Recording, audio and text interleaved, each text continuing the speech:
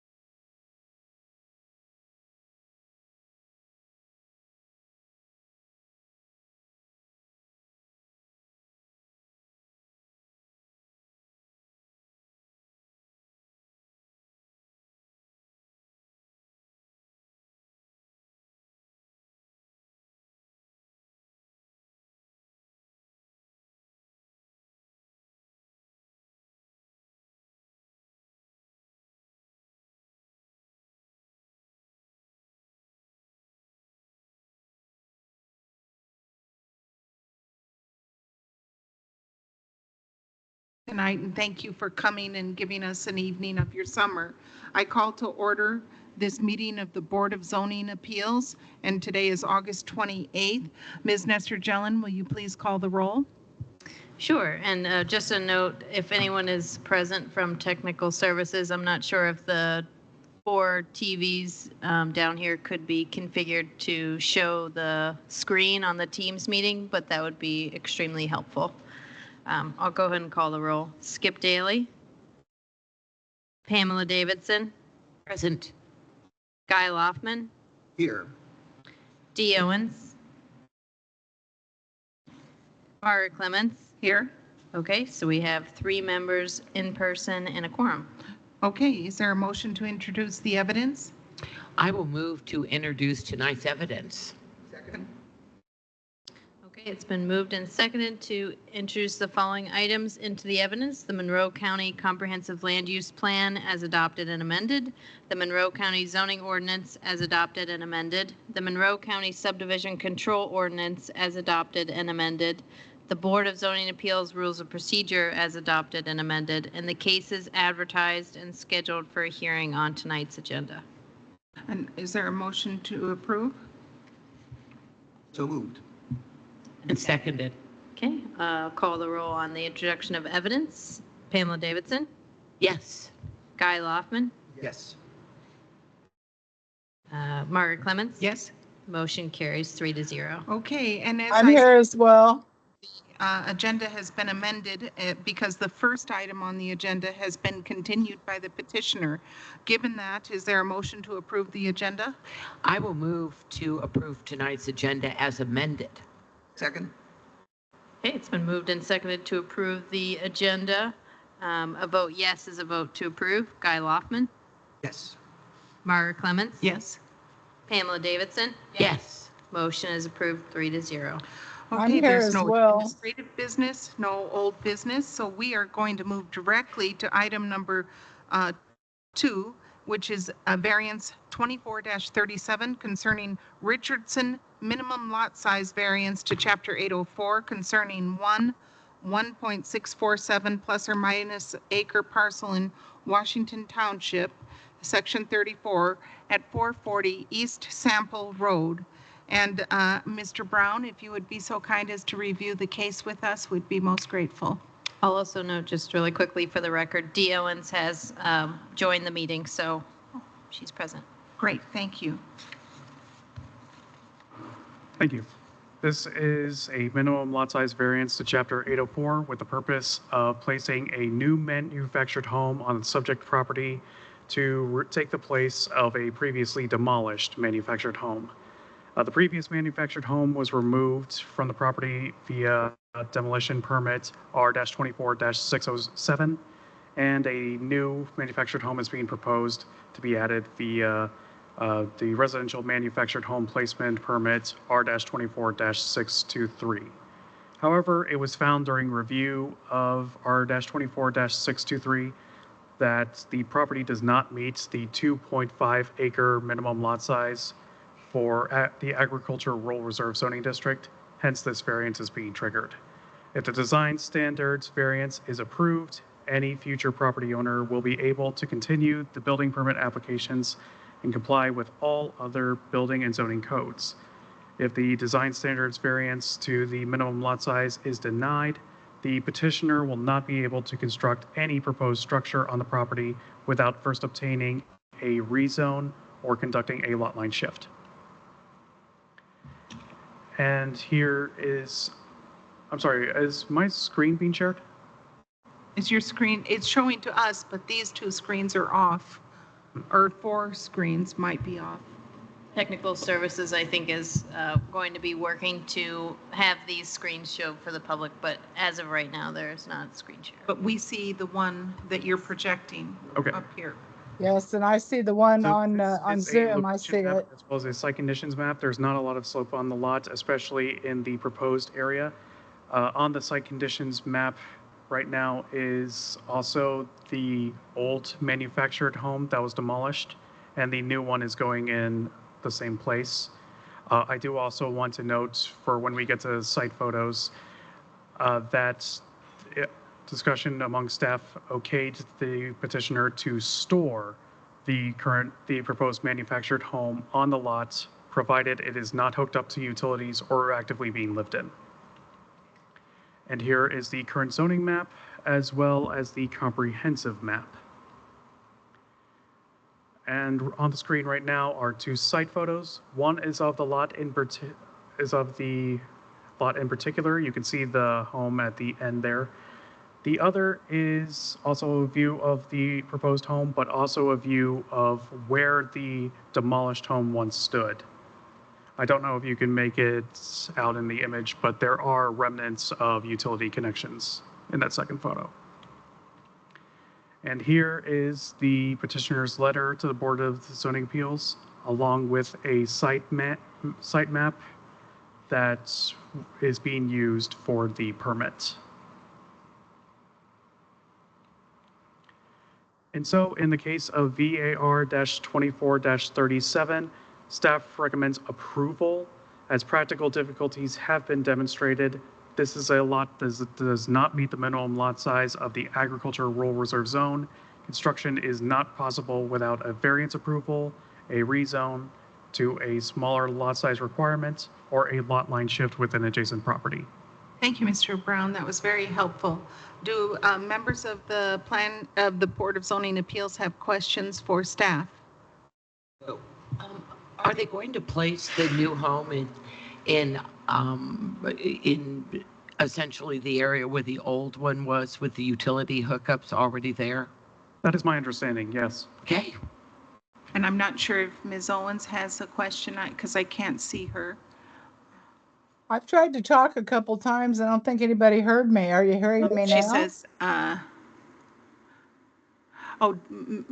D. Owens needs to be promoted to a panelist. She's tried to speak a few times and she has not been able to be heard. Let me go ahead and see if I can have Hey, tech Dee. services promote her. Yeah. Just for people who are here, we have a member of the Board of Zoning Appeals who is attending this meeting from home, and there's a technical thing where they have to promote her to a panelist so she can participate. Hey Dee, I can hear you online. I think they don't have your audio up in the courtroom because I can hear you. That's what I think's going on exactly. Let me see what I can do. I'm so sorry, Dee. We're not That's able all to right. hear Dee or Roxana if they're trying to speak. Yeah.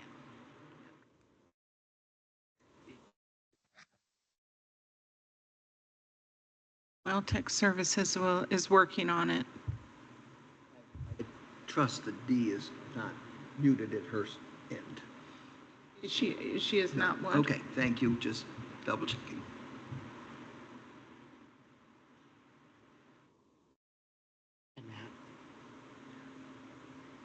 Oh, so Dee says she has no questions right now. So we move on to the petitioner.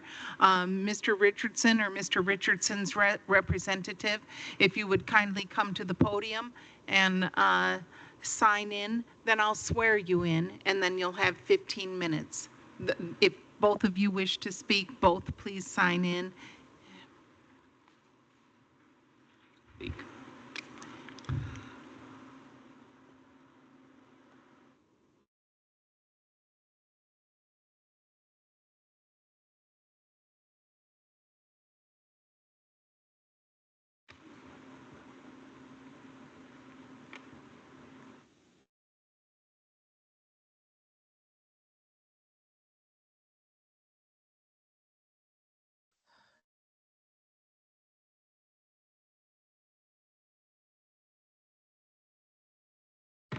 So if you would kindly raise your right hand, do you swear to tell the truth, the whole truth, and nothing but the truth? Yes. Thank you. And whoever intends to speak first, please state your name, and combined you'll have 15 minutes.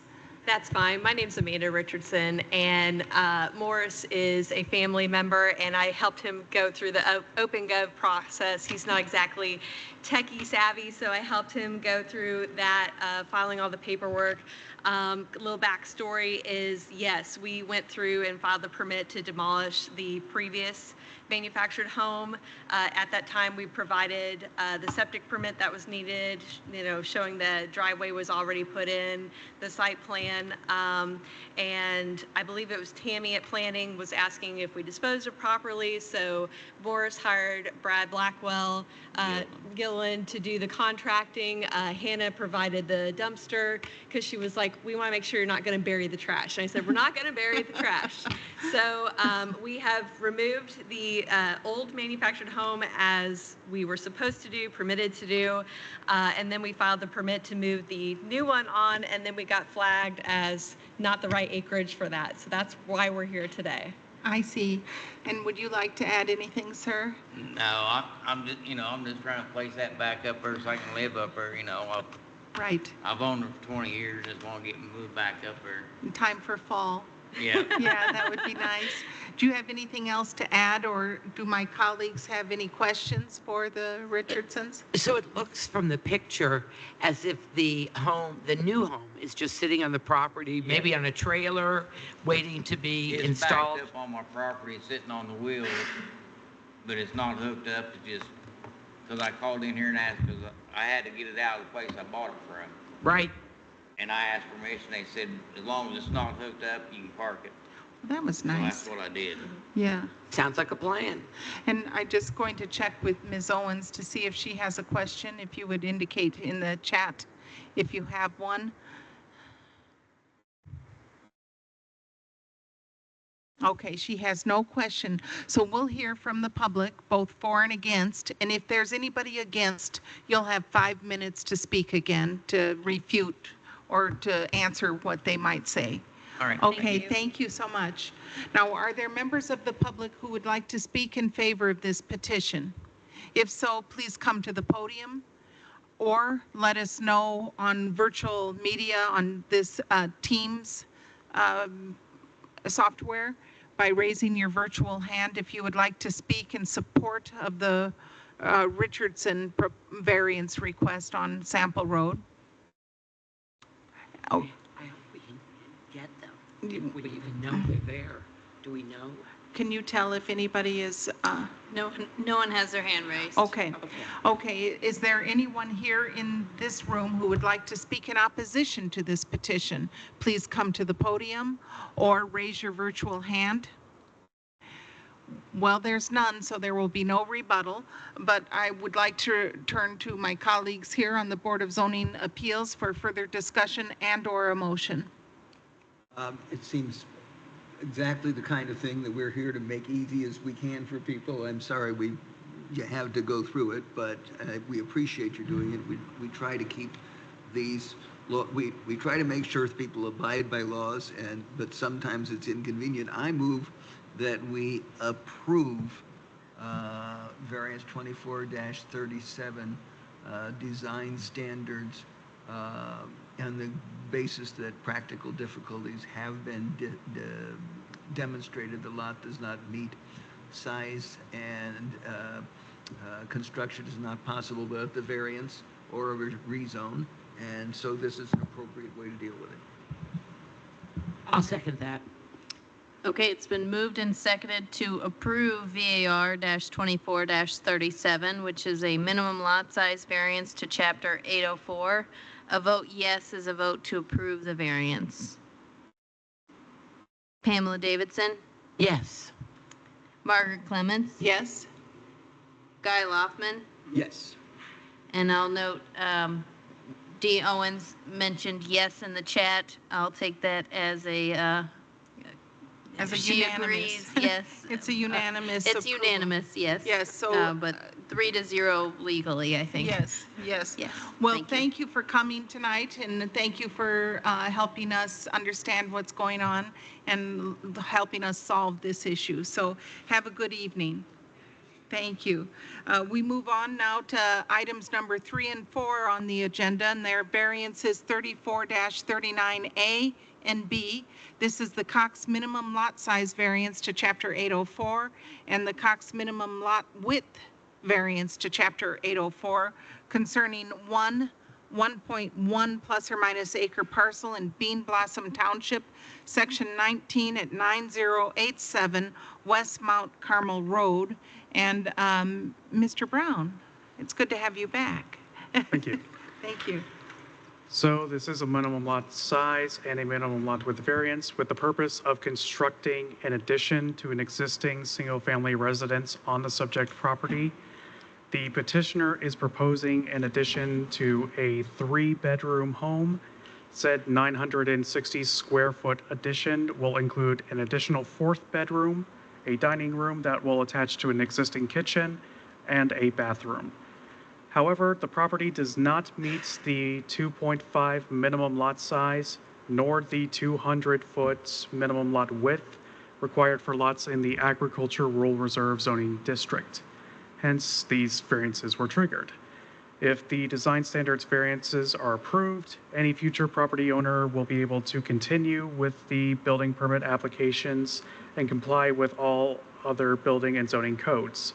If the variances to minimum lot size and minimum lot width are denied, the petitioner will not be able to construct any proposed structure on the property without obtaining a rezone or conducting a lot line shift.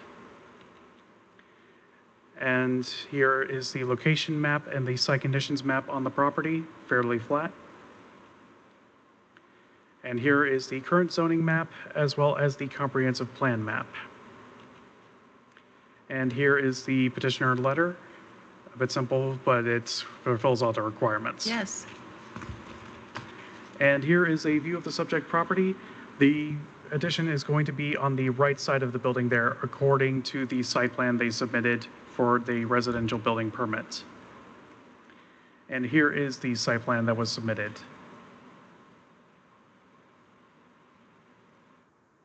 It looks nice.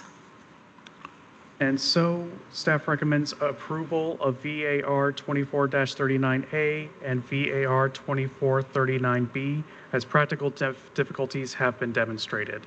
This is a lot that does not meet minimum lot size or minimum lot width of the Agriculture Rural Reserve Zone.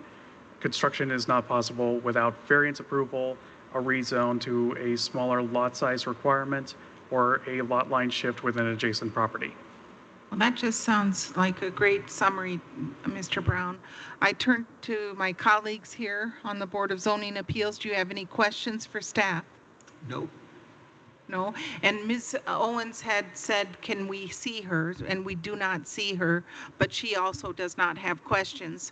So if Mr. Robert Cox is here or his representative, would you kindly come to the, oh. We just saw there she is. Okay, D. Owens is here, but Mr. Cox, if you would kindly come to the podium and sign in, and then I'll swear you in, and you'll have 15 minutes to relate to us what you want to do. And Dee, we can see you now. Uh-oh. Can you hear me as well? Unfortunately, still no audio, Dee. Okay. I believe I can go back and check, but I believe the state statute on hybrid meetings, we have to see and hear you to count the vote. So that's why I mentioned, I saw that you shook your head yes and put in the chat, but I will, just for sake of legality, I will count the 3 people in person. I apologize. And Tech Services is working on the issues of the in-room computer monitors as well as the online issue. We apologize. Okay, thank you. And if that's fixed in time, can we go back and change her votes? If it's fixed in time that you can hear and see her both? I mean, if it's voted 3-0 yes, it's not still really going to matter. passes. But if there is a case that we don't have a Yes. majority, I would suggest that before you call the roll, you either continue it to the end or we Oh, that's a wait on good that. suggestion. Yeah. Good plan. Mr. Cox, would you kindly raise your right hand? Do you swear to tell the truth, the whole truth, and nothing but the truth? Yes. Thank you. Well, talk to us. Well, we moved there, me and my wife, and we've got 4 boys and 2 girls. So we've got 4 boys in 1 room, so that's why we're trying to do the add-on to give them some more space and another bathroom so they're not jumping around so much. And right now we can't have family dinners. We got, some in the kitchen and then some in the living room. So it's pretty much based on trying to have family time. And then earlier this year, my dad got diagnosed with I'm sorry. Huntington's. I'm sorry. Oh, that's tough. Yeah.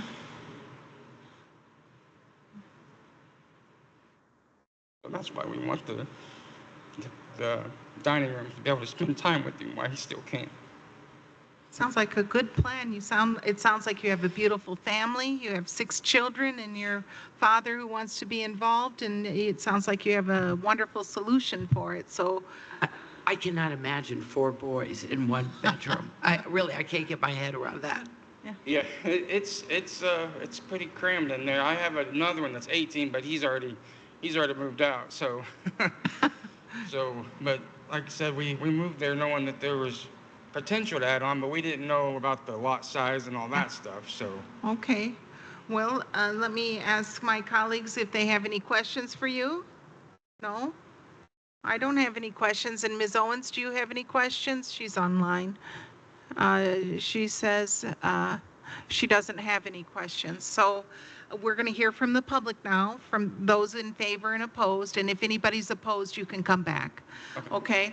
Are there members of the public who would like to speak in favor of this petition? Please come to the podium or raise your virtual hand.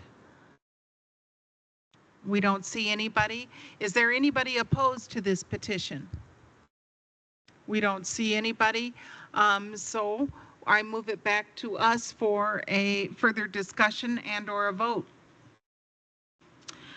I move to approve Cox variance 24-39A, the Cox minimum lot size variance to Chapter 804, and also to approve variance 24-39B, the Cox minimum lot width variance to Chapter 804. Practical difficulties. That lot will never conform to any of the rules, and my goodness, do they have to have an addition. Yes. Is there a second, Mr.? Second. Yes, so if you would kindly call the roll.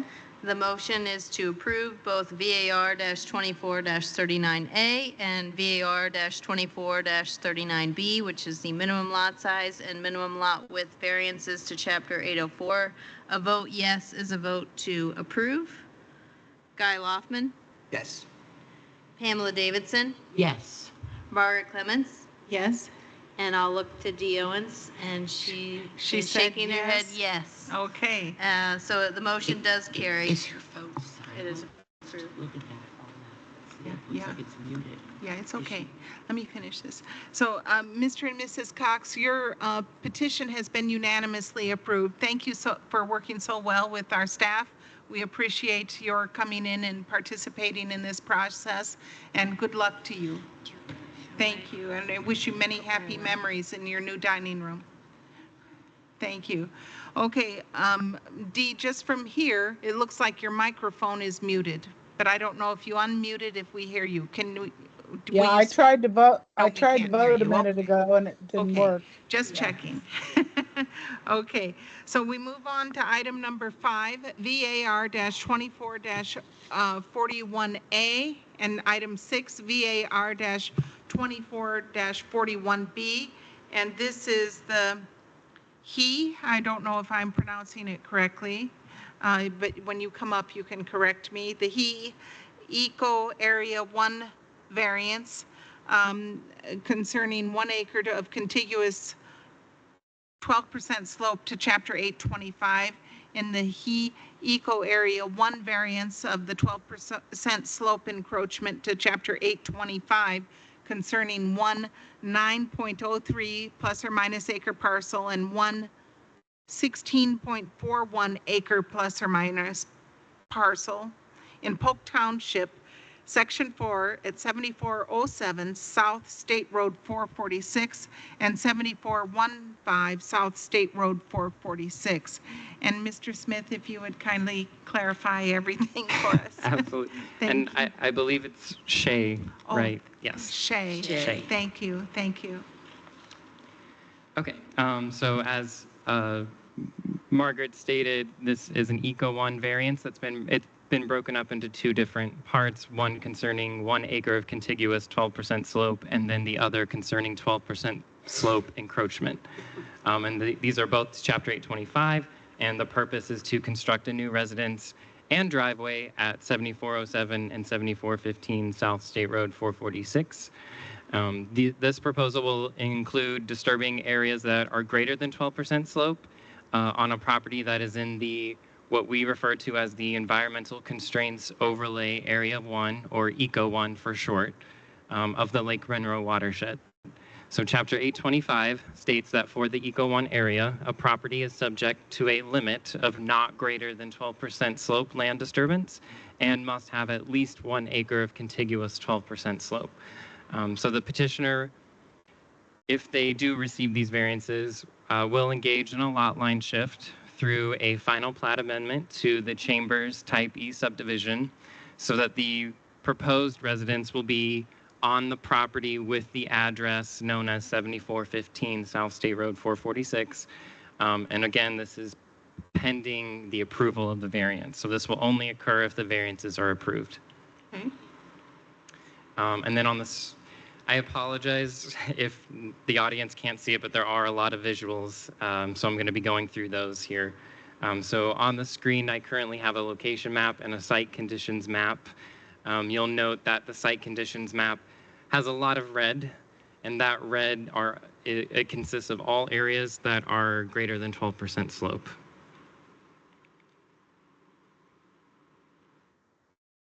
A lot of slope. And then what I have next on the screen is a map showing the environmental constraints overlay areas of the Lake Monroe watershed. So I have outlined in yellow the two properties. They are both in the Eco 1 area.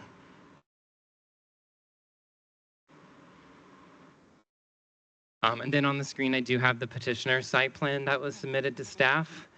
They did a really good job of labeling all the different areas, and they also took photos coinciding with those areas. So we've got a black line here that demonstrates an existing driveway that is there, probably from logging in the past. And then we do have a dashed line which represents the petitioner's proposed driveway entrance. You'll note that it does come through access on the adjacent property. And then they've got outlined in green here their proposed building area. So they haven't necessarily decided on a specific location, but generally it's going to be within that 12% sloped area. And then there is also a white dashed line which represents what they hope to amend the lot line. So essentially the property on the right-hand side will accumulate that much of the property on the left if the variance is approved. And then these are just some aerial images. So this represents the property on the west-hand side. It is currently used and operated as a campground. And then the second property is currently a vacant parcel.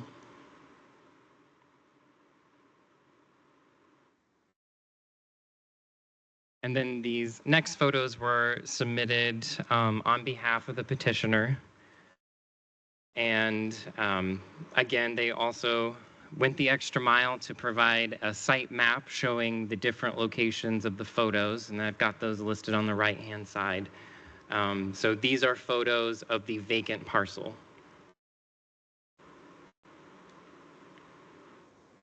And I'll leave it on the screen for just a brief moment since this was not in the packet.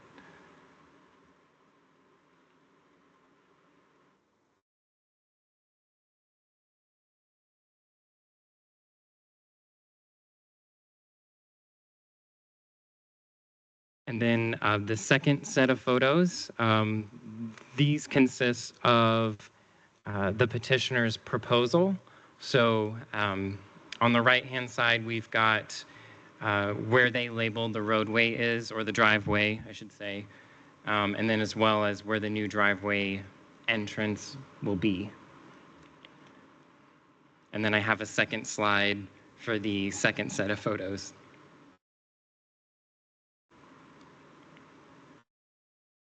And actually, if you can see on the left-hand side that image, you can kind of see where there does exist an existing driveway through there.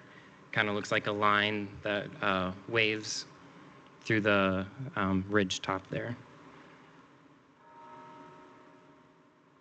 And then are the second photos of the site.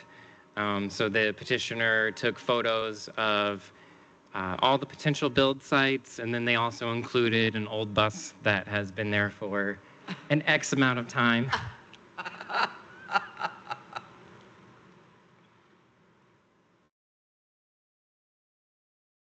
So it's pretty flat once you get to the top of the hill.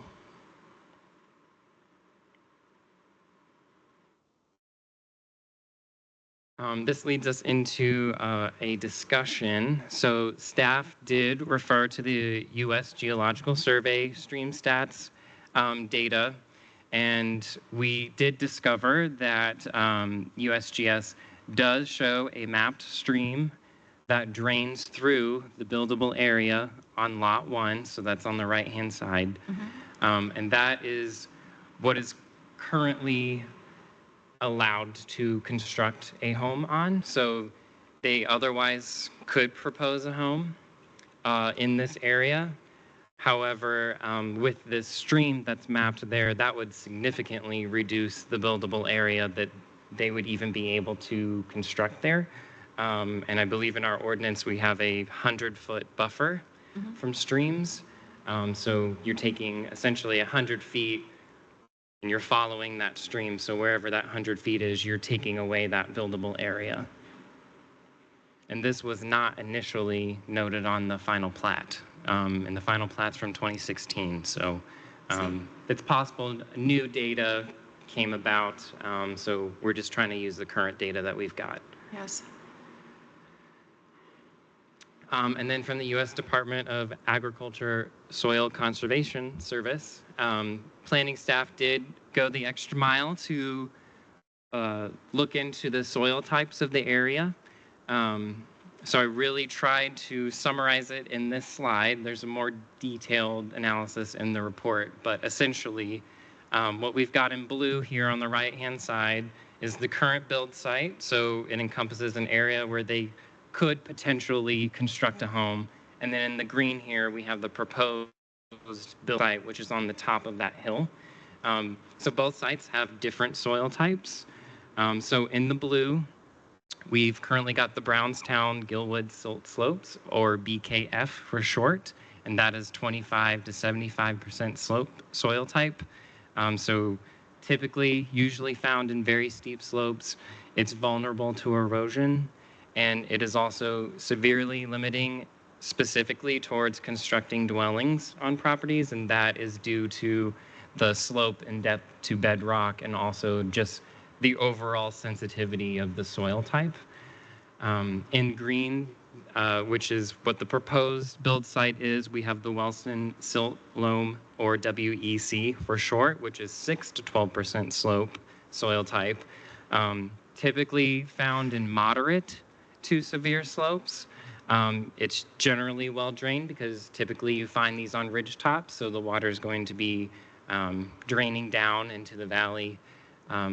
It's generally seen as less vulnerable, aka more stable than the BKF soil type, but it is still regarded as a sensitive soil type. It's just generally seen as moderately limiting in scope when it comes to constructing dwellings. So if you had to summarize it even further, the Brownstown is severe, the Wellston is moderate.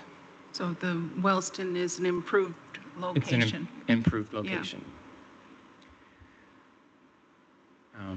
Here we have the petitioner's letter, and in the letter, they're just stating what their request is and also referencing their attachments, their exhibits, which are what we kind of went through in those previous slides. I'm happy to come back if the board or the petitioner would like me to. But it is also in the report. And then this leads us to staff's recommendation. So for the Eco 1 requirements for a 1 acre of contiguous 12% slope, staff does recommend approval based on the fact that practical difficulties have been demonstrated. The property cannot meet the 1 acre of contiguous 12% slope requirement, which would prevent any further development of the property. So we are recommending approval for that. And then for the second half, the 12% slope encroachment, we do recommend approval with conditions. So condition number 1 being that the variance is limited to the construction of the driveway only as it's shown on the petitioner's site plan.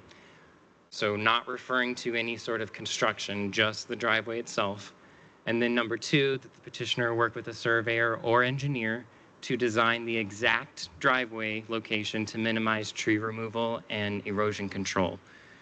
So the petitioner is requesting about 300 feet of land disturbance, and that's all within the 12% slope area for a new driveway access. However, staff believes this will provide a more suitable building location in the end.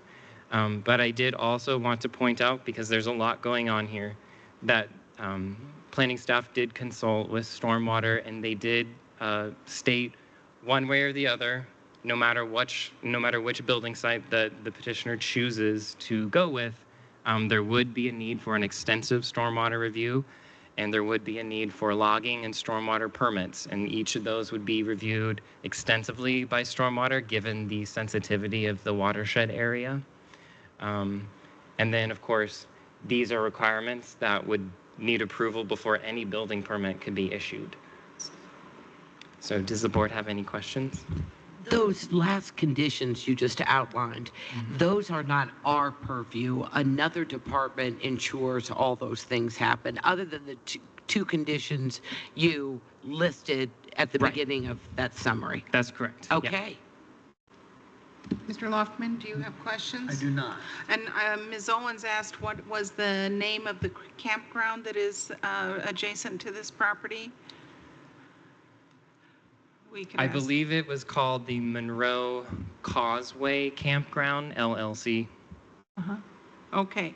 And, you know, I really appreciate your thorough discussion of these soil types because it helps not only us, but the homeowners understand what they're facing as they contemplate developing and what kind of costs and obstacles you may encounter going forward. But that being said, Mr. and Mrs. Shea, if you would like to come to the podium, I don't know if I made an assumption there, if you're married or spouses. Okay, so if you would kindly come to the podium and sign in, and then I'll swear you in, and then you'll have 15 minutes to talk with us about your proposal. Sure.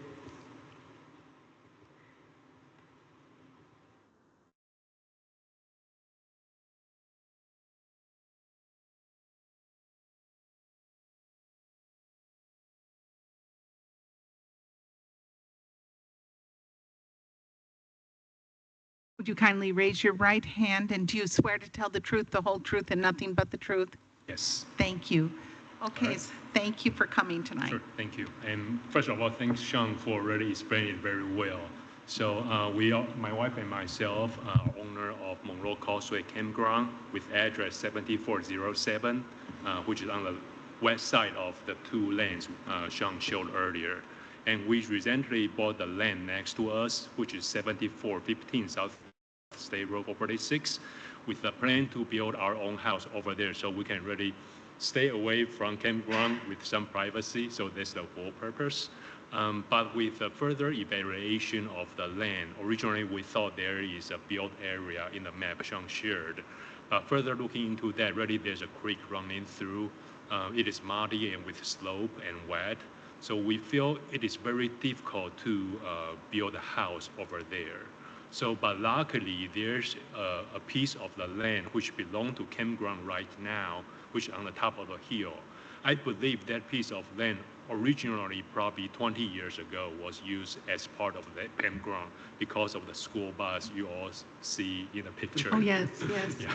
So Yes. there's a driveway go up to the hill or to the area where we plan to build the house. But at the very beginning of that pathway is just very steep. So it's not, we feel it is not safe to use as a regular driveway for a home. So that's the reason, besides we propose using the area which currently belong to the campground, we're going to try to move the boundary so it belongs to 7415. Besides using that area as the building area, we also propose a 300-feet driveway in order for us to gain access to that top of the hill building area from 7415 South State Road 446. Yeah. Any question? I'm looking at the map that Mr. Smith put up, and I am seeing the small section of the driveway that helps to ameliorate the steep slope, and it looks like a good recommendation as far as I'm concerned. But with that being said, I don't have any questions myself for Mr. Shea. Do you, Mr. Loftman? Again, I'm looking at this map, which you can't see, unfortunately, Sure. but it looks like the new driveway is going to be about the same length as the old driveway. Actually, sorry, I cannot see the picture. It's, yeah, If you see the contour, Yes. actually the new driveway is same length, but it's actually at a much slower altitude change. So it's much less steep, yes, Yes. but about the same length. about the same length. Okay. Yes, actually replaced the original very steep driveway with similar length of driveway, but for less altitude change. yes. Yeah. I just wanted to make sure that I was understanding this, that the lengths are pretty much the same. Yes. So we're taking a completely unsatisfactory driveway and replacing it with about the same amount of driveway. Yes. Thank you. Thank you. My question is for staff. Is there any concern about the size of the new home given the constraints of the property? Is there any limitation on that? As far as staff is concerned, it just needs to fit neatly into that 12% slope. So whenever you do decide on a square footage of a home and you have a certified plot plan, we'll be looking specifically for those 12% slope measurements from the surveyor or engineer, whoever you go with. Thank you. And do you have another question? Well, Yes? yeah, I do for staff. If they wanted to use this 25% slope, would they be able to proceed without the variance for that? They'd still need to move the lot line. But would they be able to use that driveway, but from a planning department perspective? Do you mean the existing driveway or The the proposed? existing driveway. The existing driveway? We're getting closer. Yes, so they could technically, if they just did simple maintenance to that very steep driveway and it got them all the way to the buildable area and it involved no land disturbance, they could go ahead and use that today. I'm not sure if the entirety of that area wouldn't involve any part of land disturbance, but hypothetically, if it did not, they could use it without a variance. They could just throw some gravel on there and get a small tank and drive up there as is. That's correct. Okay, does Ms. Owens have any questions? I don't see any. So we're going to open it up now to the public, and if the public has any questions or any testimony in favor of this proposal, please come to the podium or raise your virtual hand, and you can have a seat. And if anybody opposes this, we'll come back to you. Okay? If there's any member of the public who would like to speak in opposition to this petition, please come to the podium or raise your virtual hand to be recognized. And I don't see anybody. No, I don't think so. And Dee, will you mind just unmuting and seeing if it works now for you to speak? Absolutely, it's unmuted. No. Okay, we have somebody, they're actively working on it. Okay, thanks. Okay, so we come back to the members of the Board of Zoning Appeals for further discussion and/or a motion. Well, my slogan of the month that applies to so many things is there are no solutions, just Sorry, Guy, trade-offs. could you speak into the mic just for the transcript? Sure. There are no solutions, just trade-offs. Yes. And this, they've got a giant, not a giant piece of land, but they've got a big piece of land. They've got a business which they want to make more practical for them to build, to operate. The place they could build at the bottom would be all sorts of problems. This solves problems. It's the trade-off is needing this variance and then jumping through more hoops. But yes, in terms of, and usually I'm very careful about the 12% slope, but I think the trade-off in this case, they could just use the existing driveway, yes, which would be completely unsatisfactory. So I think the trade-offs are in favor of allowing this, and in light of that, I move approval of variance 2441A Eco 1 requirement to Chapter 825 and variance 2441B 12% of slope encroachment, the 41B with the conditions that, one, the variance is limited to the construction of the driveway as shown on the petitioner's site plan, and the petitioner work with a surveyor engineer to design the exact location of the driveway to minimize tree removal and erosion control. But the practical difficulties have been shown, making this the appropriate resolution. I'll second that. Okay, it's been moved and seconded to approve VAR-24-41A and VAR-24-41B, which is the Shea Eco Area 1 variance to 1 acre contiguous less than 12%, and the Eco Area 1 variance to the 12% slope encroachment. A vote yes is a vote to approve, and I apologize, did that include the conditions? Yes. Yes, okay, Yes, it with did. the two conditions as stated in the staff report. Pamela Davidson, Yes. Margaret Clements, yes, Guy Loftman, Yes. Dee Owens is shaking her head. she's shaking her head yes, so Thank it's you. unanimous. Yes. And thank you for this exceptional report and the studies that you Right. did Right. and demonstrated to us, and thank you for working so well with our planning department, who we have so much respect for. So your request has been approved, and we wish you the best of luck for all the other processes you'll go through, but we're here to help. Okay? Thank you. Thank you. Okay, so we move on now to item number 7, and that's CDU-24-3, and that's the Bozarth, if I'm pronouncing it correctly, am I? Okay. Automotive repair, conditional use to Chapter 813 concerning 15.6 plus or minus acre parcel in Bloomington Township, Section 31 at 3425 West Vernal Pike. And Mr. Smith, we look forward to hearing from you on this. Sure. So as Margaret stated, the request is for an automotive repair, which is conditional in the limited industrial or IL zoning type. So that is the purpose for the petition here. And as the petitioner has stated, he would like to utilize approximately 1.7 acres of this parcel to extend the parking lot at his business at 1077 North Air Drive. The petitioner's business, also known as Advanced Auto Care, is located within the Enterprise PUD, which stands for Plan Unit Development, while the subject property is directly adjacent to the west in the IL zone. So these are two different zoning types.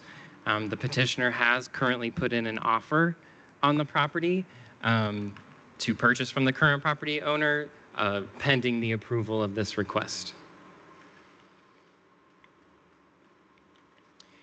So on the map here, we've got the site conditions and location map. As far as site conditions are concerned, staff doesn't really notice anything that pops out to us. Of course, when the petitioner works with an engineer or surveyor to draw up their site plan, they will note of any environmental concerns should they exist. As with all conditional uses, we do refer to the Monroe County Comprehensive Plan. So for this area in particular, it is identified as being primarily employment-based, with a smaller area that's dedicated to open space. So the employment area being all the areas in purple, and then the green areas being for open space. So basically, employment includes uses like light industrial, manufacturing. It might even include office use or some type of warehousing or other commercial uses that may or may not fit into otherwise mixed-use areas. So staff does believe that automotive repair is a use that is compatible with the employment area. Also, as with every conditional use, they do have to meet the conditions in Chapter 813, which are letters A through I. I'm more than willing to go through each and every one of these, but the areas that are, or I should say the text that is in green means green light, it's good to go. They meet those requirements. Again, I can come back. That's very helpful. I love the way you present this, and I don't have questions about any of the conditional use requirements. Do you? Okay, so thank you for that. Okay. Yeah. Thank you.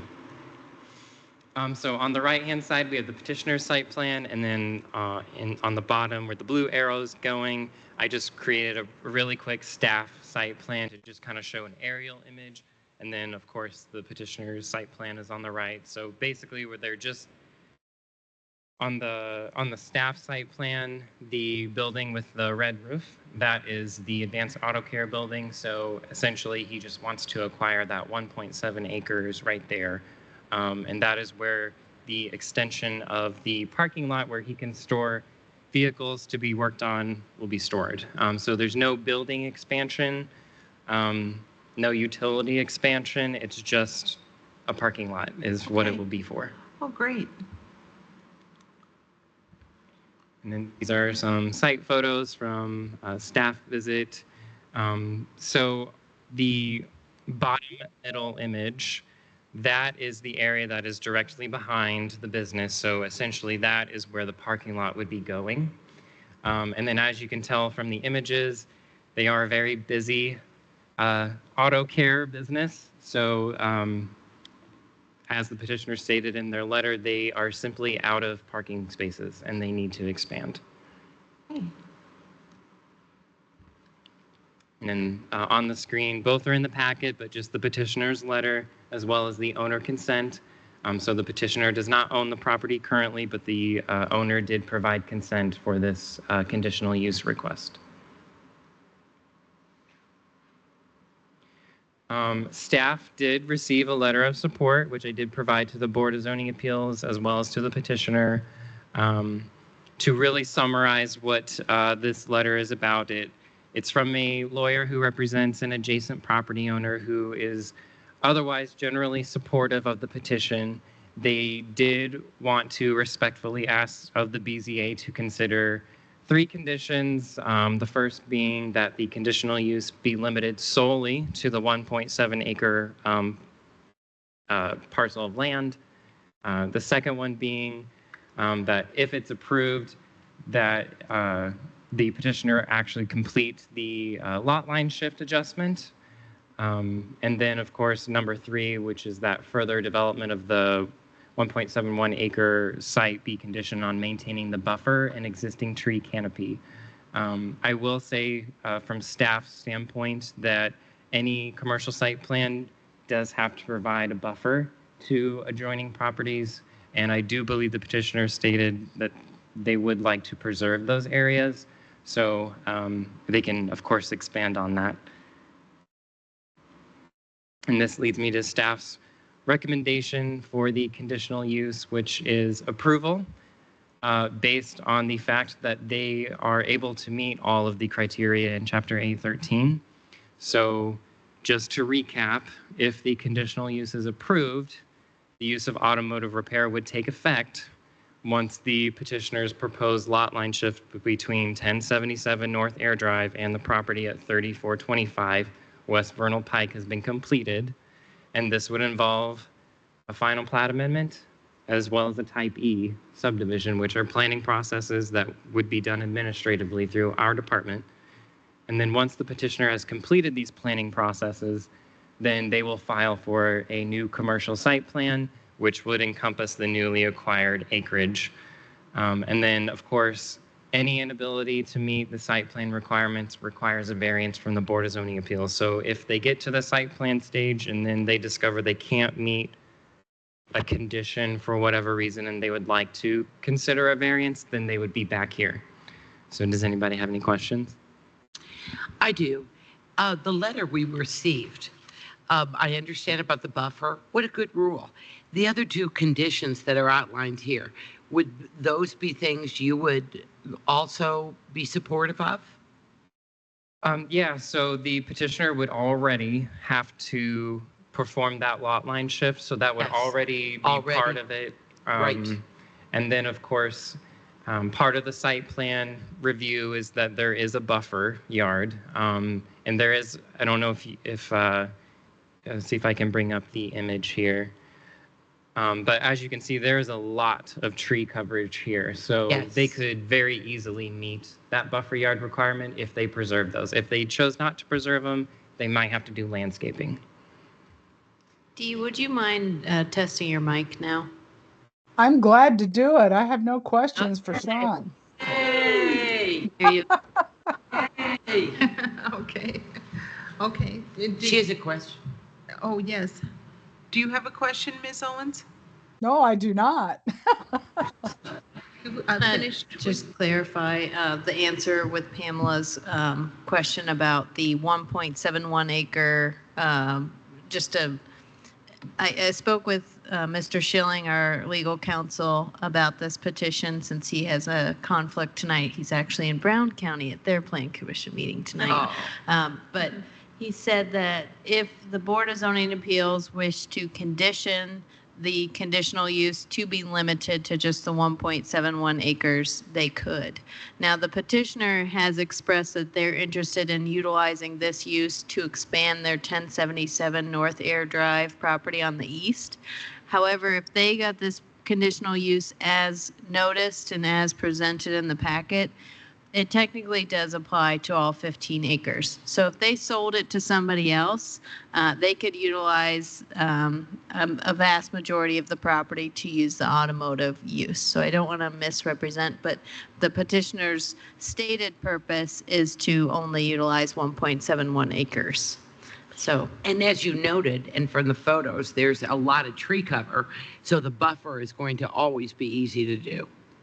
And that is a very important consideration for what we do. yes, and as Sean mentioned, the buffer yard will be a requirement. The tree canopy preservation is not yet a requirement, though it is under the CDO for the public's review. We are hoping to propose a better tree canopy preservation standard, but as of today, we don't have a tree canopy preservation. Thank you. So can we put as a condition that this would only apply to the 1.7 acres? You could. This is a rough measurement. The only thing that, so we had asked the applicant in the beginning if they wanted to provide a legal description. That would be done by a surveyor to show us the exact dimensions of the area. We went back and forth, and I think they decided just to apply for the entire property. If you were to limit it based on the site plan before you, you could do that. If the petitioner needs more area, they will have to come back and amend that condition. So I would just say, if the petitioner, when they come and speak, is sure that all they'll need is 1.71 acres and they would agree to that condition, then yes, I think that would be okay. Okay. And I've had one, the petitioner's intention is to use this for a parking lot. But if we approve it, they'd still have to jump through various hoops, but they could expand their building into that area with this. It's not limited to a parking lot. Correct. If we wanted, could we limit it to use as a parking lot in association with the auto repair? So I think the conditional use before you is for auto repair.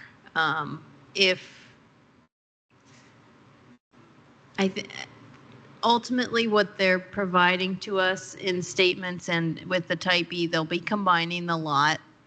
So I do think that in approving this conditional use for auto repair, it would be difficult to say the findings support a parking lot as part of an automotive repair use, but not a structure. But if you want me to research that further, I could.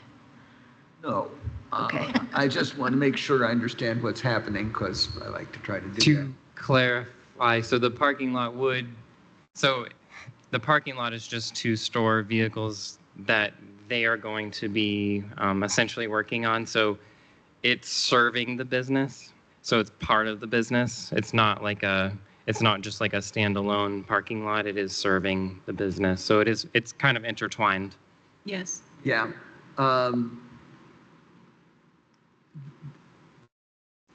The representations that people make when they come to us become part of the record and part of the limitations, as I recall. And this has clearly been presented as a parking area in association with this building. And it seems to me if it ever comes up again, that's probably sufficient commitment that we don't need to look for any other condition. I don't feel the need to introduce other conditions. Does that seem a sensible approach to you? I think if we hear from the petitioner themselves too, they may have a phase 1, phase 2, phase 3 plan. We may be looking at phase 1. My questioning of you is done until maybe later I'll need to. And you are correct. Generally speaking, one of the findings for board members and for variance petitions specifically is you're taking in testimony. So we can always revert back to the meeting minutes. However, for historical reasons, administration reasons, it is nice to have it clearly defined in a condition of approval. We can go back to a results letter and minutes, poring over minutes and checking to see what assumptions were made. That can take a little bit more time. So that's why we like clarity. I'd just like to say to my colleague here that from my perspective, it's zoned, with the limited industrial zone. And I think it would probably be unfair to limit them to just a parking lot when it's zoned for limited industrial. But that being said, Mr. Bozarth or Ms. Pierce or whoever would like to talk in the 15 minutes the petitioner has, please come up and sign in and then I'll swear you in. And thank you for coming tonight. Thank you for working with us. And I really enjoyed the presentation. It's very clear. Thank you.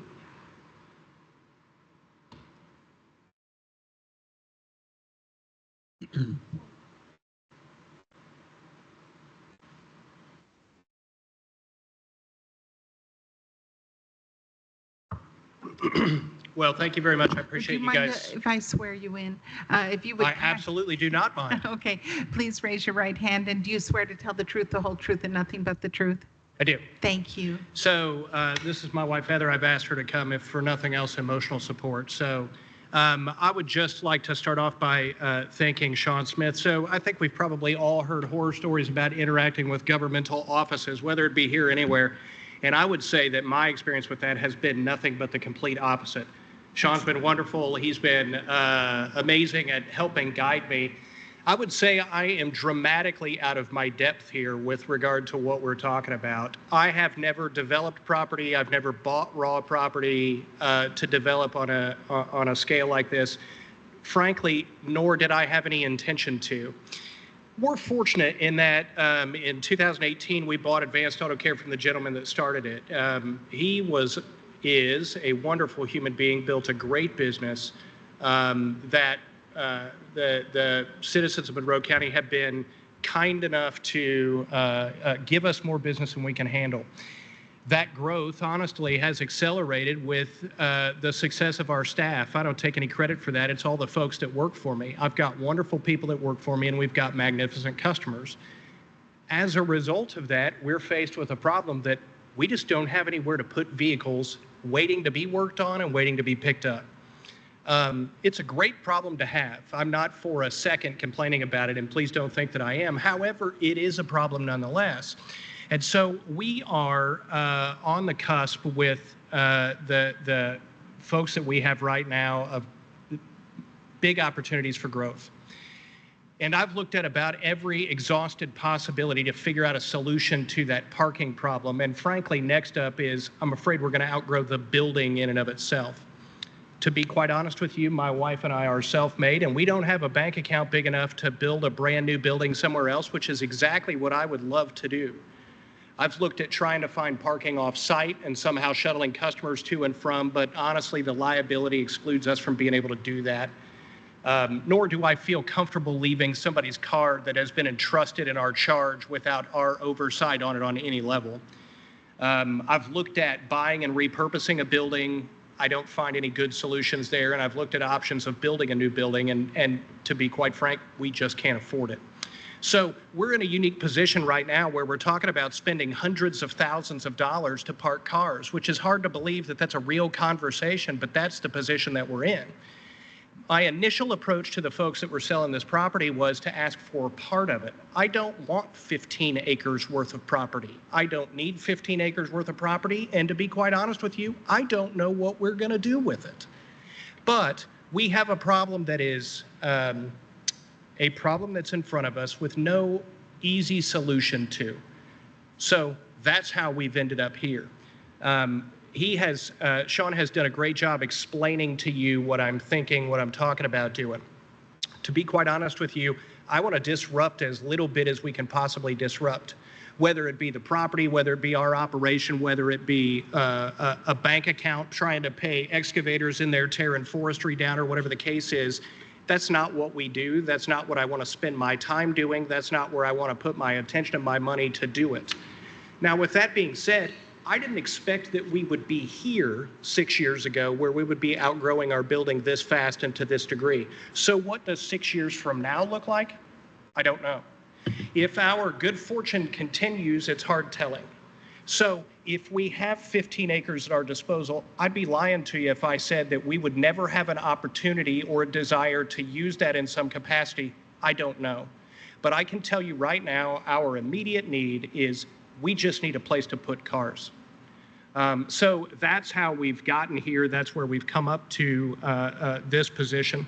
And so could I see us outgrowing our current building and wanting to build a new building somewhere on that property?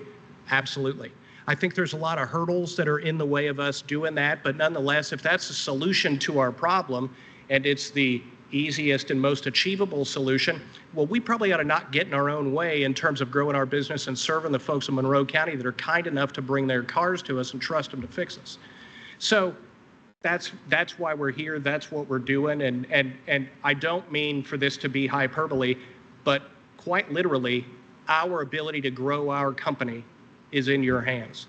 So I'm really asking you to understand and appreciate the situation that we're in and help me out by allowing us the opportunity to create a place where we can park some cars and continue to grow our business, support our staff, and support our customers. So I don't know if it's common for me to take questions, but I'd be happy to answer any questions that you guys have. We tend to ask some questions, and I have Sure. one.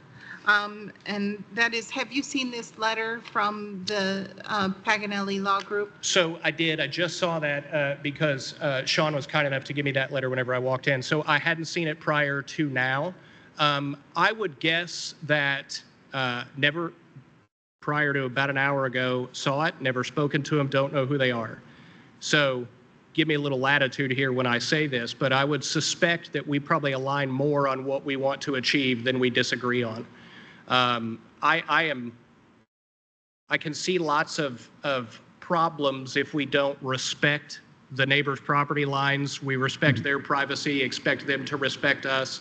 How do you do that? What does it look like? I'm not sure. But I can understand, I think, what they're asking for, and I think we would probably agree more than we would disagree. But on the specific request for a condition, this is the one, I think Sean successfully guided us through two of the conditions would not be in conflict, like the buffer Right. and the type E subdivision. But the one I'm not sure if you're willing to stipulate, and if you have any hesitations at all, we need to know it, and that is that this conditional use for limited industrial be limited solely to the 1.7 acres of land that you're subdividing. Is that onerous to you, or? Yeah, so, I guess I'll answer that question like I take an approach to life, and I'll just tell you exactly what I think, Yeah. because I find it's a whole lot easier to do that. So I made up 1.7 acres. I have absolutely no idea how much property I need. I don't know if I need a football field or if I need a half a mile. I have no idea. The only reason that I would push back against that on any level would be I really don't want to relitigate this 2.5 years from now. However, I respect the position that they're coming from. I understand the implication that we're talking about doing here with making changes, sweeping changes potentially to a 15-acre parcel. I understand that.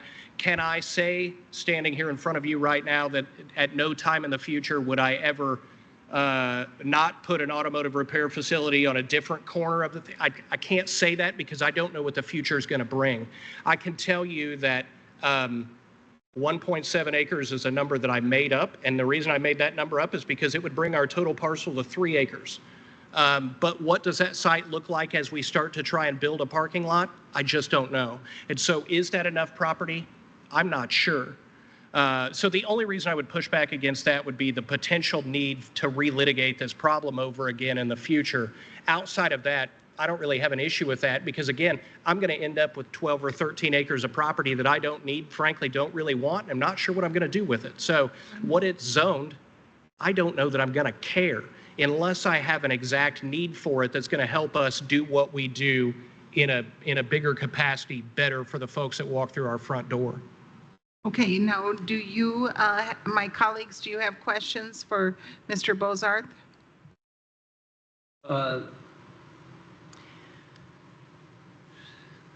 It's a little thorny. The owner who's selling it doesn't want this conditional use on the entire property. He just wants it on what you're buying. Is how I understand it. Well, I guess maybe I'm confused about that because that wasn't my understanding, that it's the owner of the property currently that submitted that letter. Maybe I'm mistaken about that. I don't know. Guy, the letter was submitted by an adjacent property owner. It wasn't submitted by the property owner of this parcel. Well, I'm sorry I misunderstood that, and thank you for getting me. Well, it's possible I would have misunderstood it as well. I didn't understand that either. Yeah. I submitted 12 folks that have property around that. Right. Spoke to 2 of them in person. So again, I'm not trying to build a factory that's going to be keeping folks up at night. No, I'm not trying to do anything like that. So I wouldn't want, somebody to think that some gigantic developer is going to come sweeping in and buy this property, because that's just not who we are, and that's not what we're looking at right now. So. Okay, I'm going to reread this letter now that I understand who it's from. It said that, but I didn't have the pieces put together.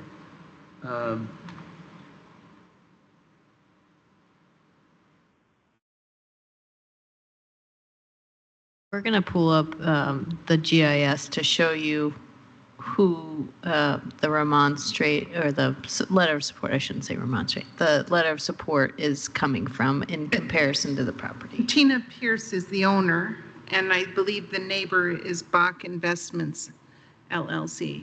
And they're to the south. To the So south. Sean will show the screen. And so I'm not even sure who they would be, because the southernmost portion of this property, unless you're talking about the southwest corner, the southern part of this almost looks like a tail on the map. I've not even been down there, don't know what it looks like. I don't know anything about that, so.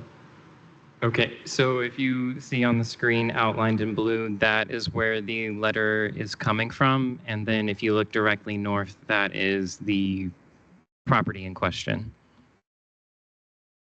Oh, I see. Could you scroll so that we can see more of Mr. Bozarth's proposed property? Okay. So, and I see. Now, the one that the cursor is on, is that the whole property? This is the 1.7 acres, just part of it, or is that? That's correct. So 6-1. Okay. Yep. And where with the cursor is the business located? Is it up where the cursor is right now? Oh, it's up by the street, closer to the street, right? Yeah, 1077. do you mean, which business do you mean? The automotive business. Okay, yep, it's right here. It's right there, so it's close to the owner of the letter. Okay.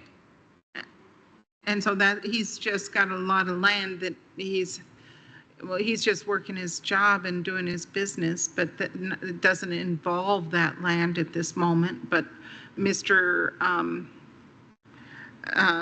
Ms. Parker at Paganelli Law wants him to limit that larger portion of land from limited industrial conditional use approval. I do want to mention that even if this conditional use approval does limit the auto repair to a certain acreage, it doesn't rezone the property. So the property stays the way it's zoned, and it could always, as long as the code allow for conditional use for automotive repair. But with the CDO changing, I think that it would be important to take into consideration the testimony and make the best decision possible, because if this use is not going to be eligible under their under the CDO zoning, that will be something that is factored into their business model in the future. Is it? I will check that. Now that you Okay, mention that. but so if I understand correctly, because I've got to, there's a lot going on here. Quite all right. The 15.61 acre tract that concerns the Paganelli group, law group, and Ms. Parker, if Mr. Bozarth wanted to do something to expand his advanced auto part, he'd still end up coming back here, because it would require a conditional use approval for that 15.61 acres, and we're only approving 1.71 acres tonight. That's what's before us, right? The site plan is showing you 1.71 acres. Yes. The notice that went out was for the entire property. So it's not a condition of approval right now that it's limited, because they asked to apply for the whole property. I see. They have shown you a site plan that shows a particular area that they could expand. I see. But unless it's conditioned specifically, it may not be clear that we could limit them from developing the rest of the 15 acres. Okay. Yeah, and go ahead. I was going to say it would be up to the board if you wanted to place that condition or not. Okay. Yeah, and so you'll have to forgive me. I'm a pretty simple individual. You got to talk to me sometimes like you would a golden retriever, which is why Sean's been really helpful, because he breaks it down in ways I can understand. does. So I would say that from my seat, and again, give me some latitude about maybe taking some liberties here, just talking about things that I don't know to be fact. But if you would walk out of my building currently and look south, that property jets up pretty sharply, pretty quickly. Something up there sounds like, if you would walk out after 5 o'clock, sounds like maybe there's folks there's a restaurant or a bar or something like that maybe up there. Again, I don't know that to be fact, but I would suspect that's the property that they're probably concerned about the expansion of the permitted use to the entire thing.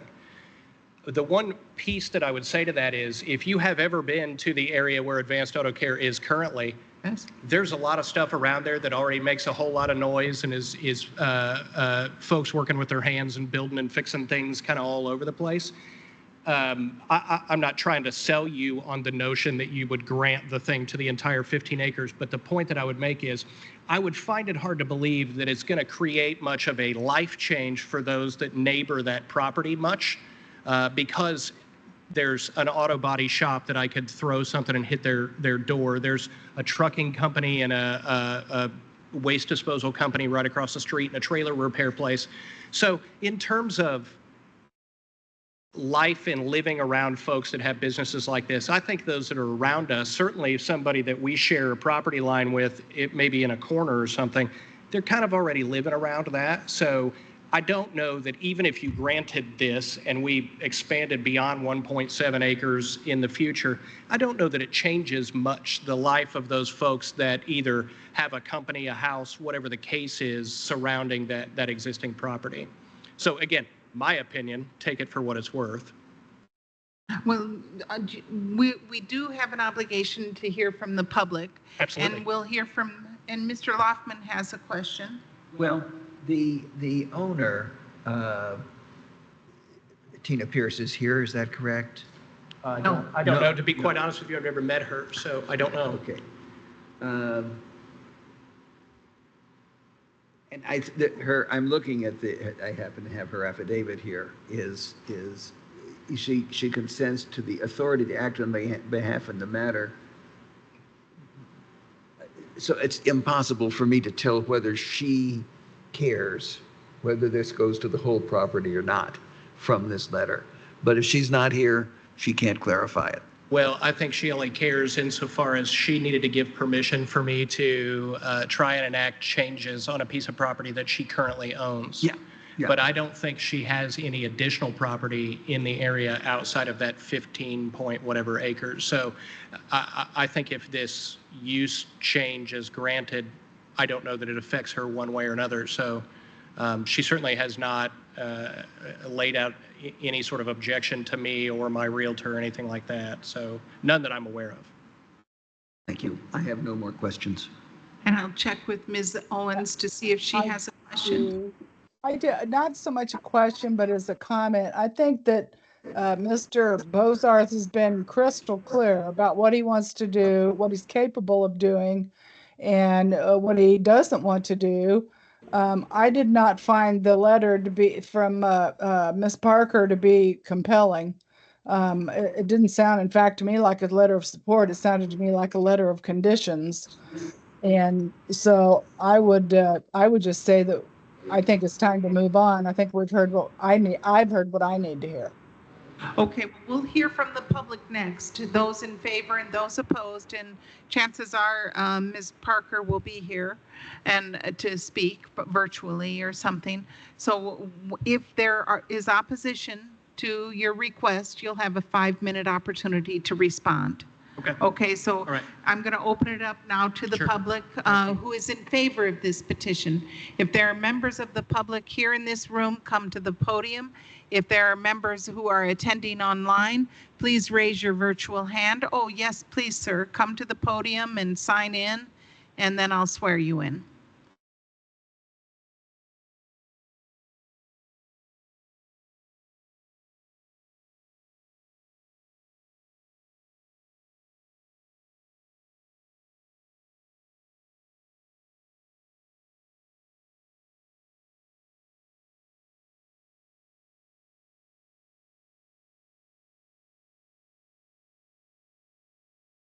And please raise your right hand. Do you swear to tell the truth, the whole truth, and nothing but the truth? Yes, ma'am. Thank you. And could you state your name and... Yes, my name's Justin Borath. I'm actually general manager for Matt's operation in Bloomington. Has another store in Columbus. And, but you'll have 3 minutes just to let you know. I just wanted to tell you, I've been in the car business a long time. I've worked for Matt since April. And the more people that we're able to allow to park at our facility, honestly, the more people we can help in the community from being overcharged, misdiagnosed, things of that nature. I can tell you, since I walked through the door in April, we've done nothing but grow and done so in the right way, ethically and morally grounded as a business, looking out for our customers. So anything that can be done to expedite permitting this to occur, I can tell you, as his manager and a guy that works for him every day, I would really appreciate it. So, and he's a man of integrity and a man of his word. I can tell you that. Thank you. And I appreciate your time. Thank you so much. Are there other members of the public who would like to speak in favor of this petition? If so, please raise your virtual hand or come to the podium.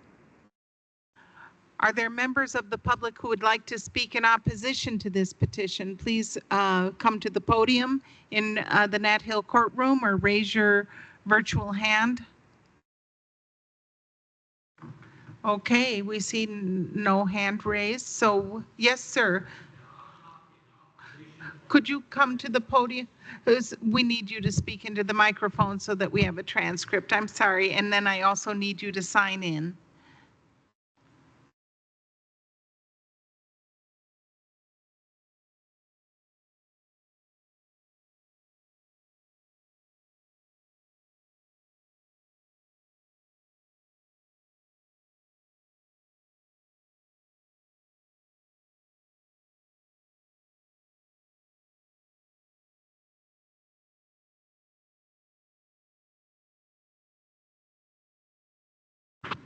And would you kindly raise your right hand, and do you swear to tell the truth, the whole truth, and nothing but the truth? Yes, I do. Thank you. My name is Fred Cooksey, and I have property bordering this property.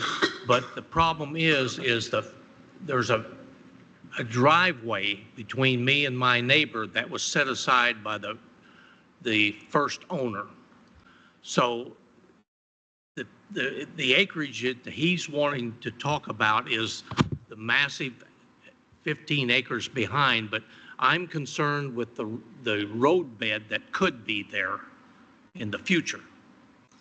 And I've been there since '72, and the owner of the property, he used to run cattle there. It was mowed and bush hogged off and everything, but since he passed away, it is growing up and it's all trees everywhere.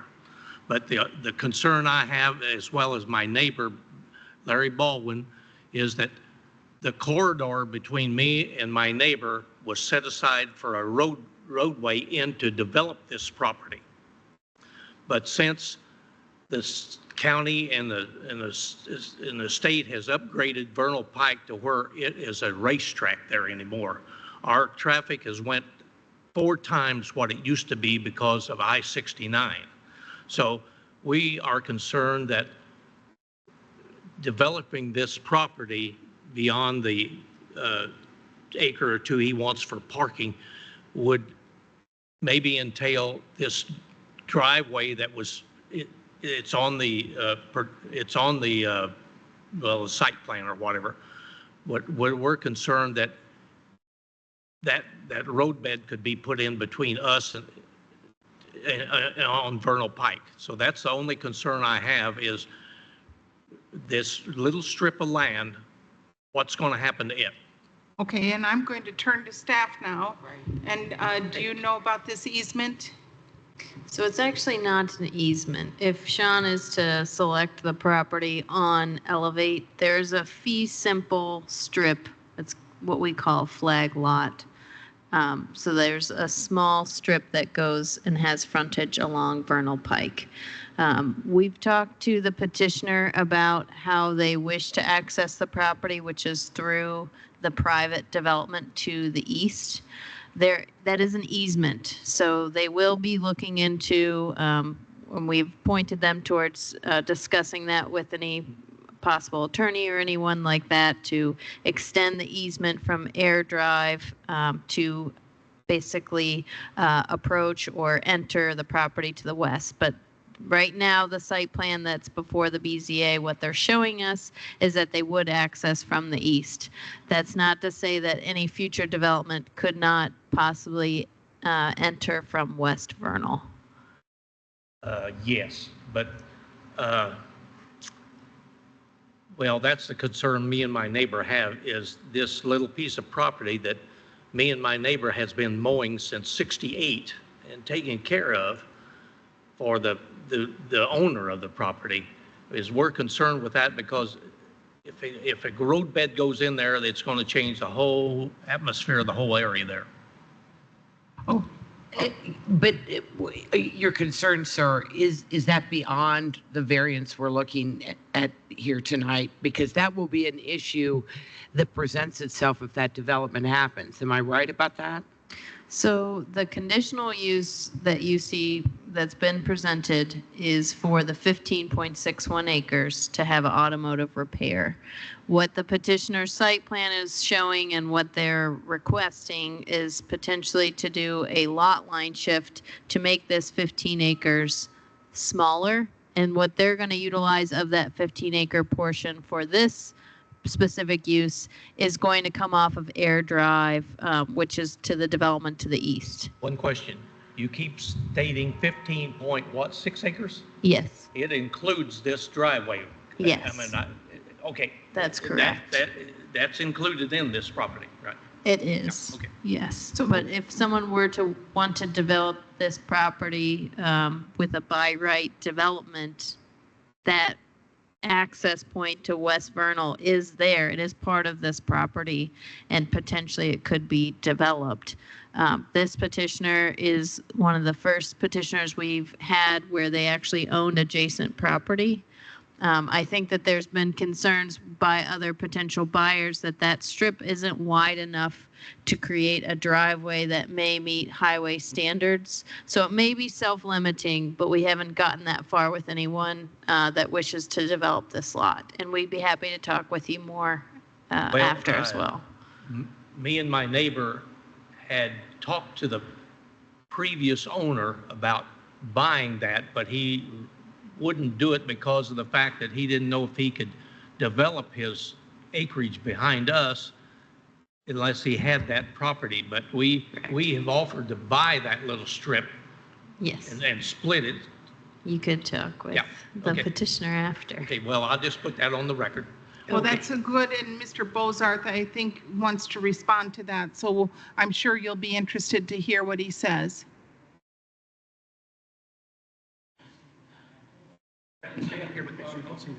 Yeah. So I am absolutely sympathetic to what you're saying. I walked up to the house that has the drive there and spoke to probably your neighbor before I just stuck a sign in their yard because I wouldn't want somebody to do that to me.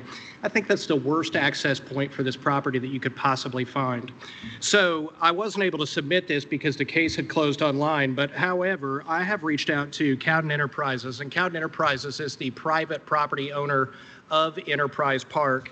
And I have a letter here from Cowden Enterprises that says what they are willing to enter negotiations for, which is what I think makes the absolute most sense.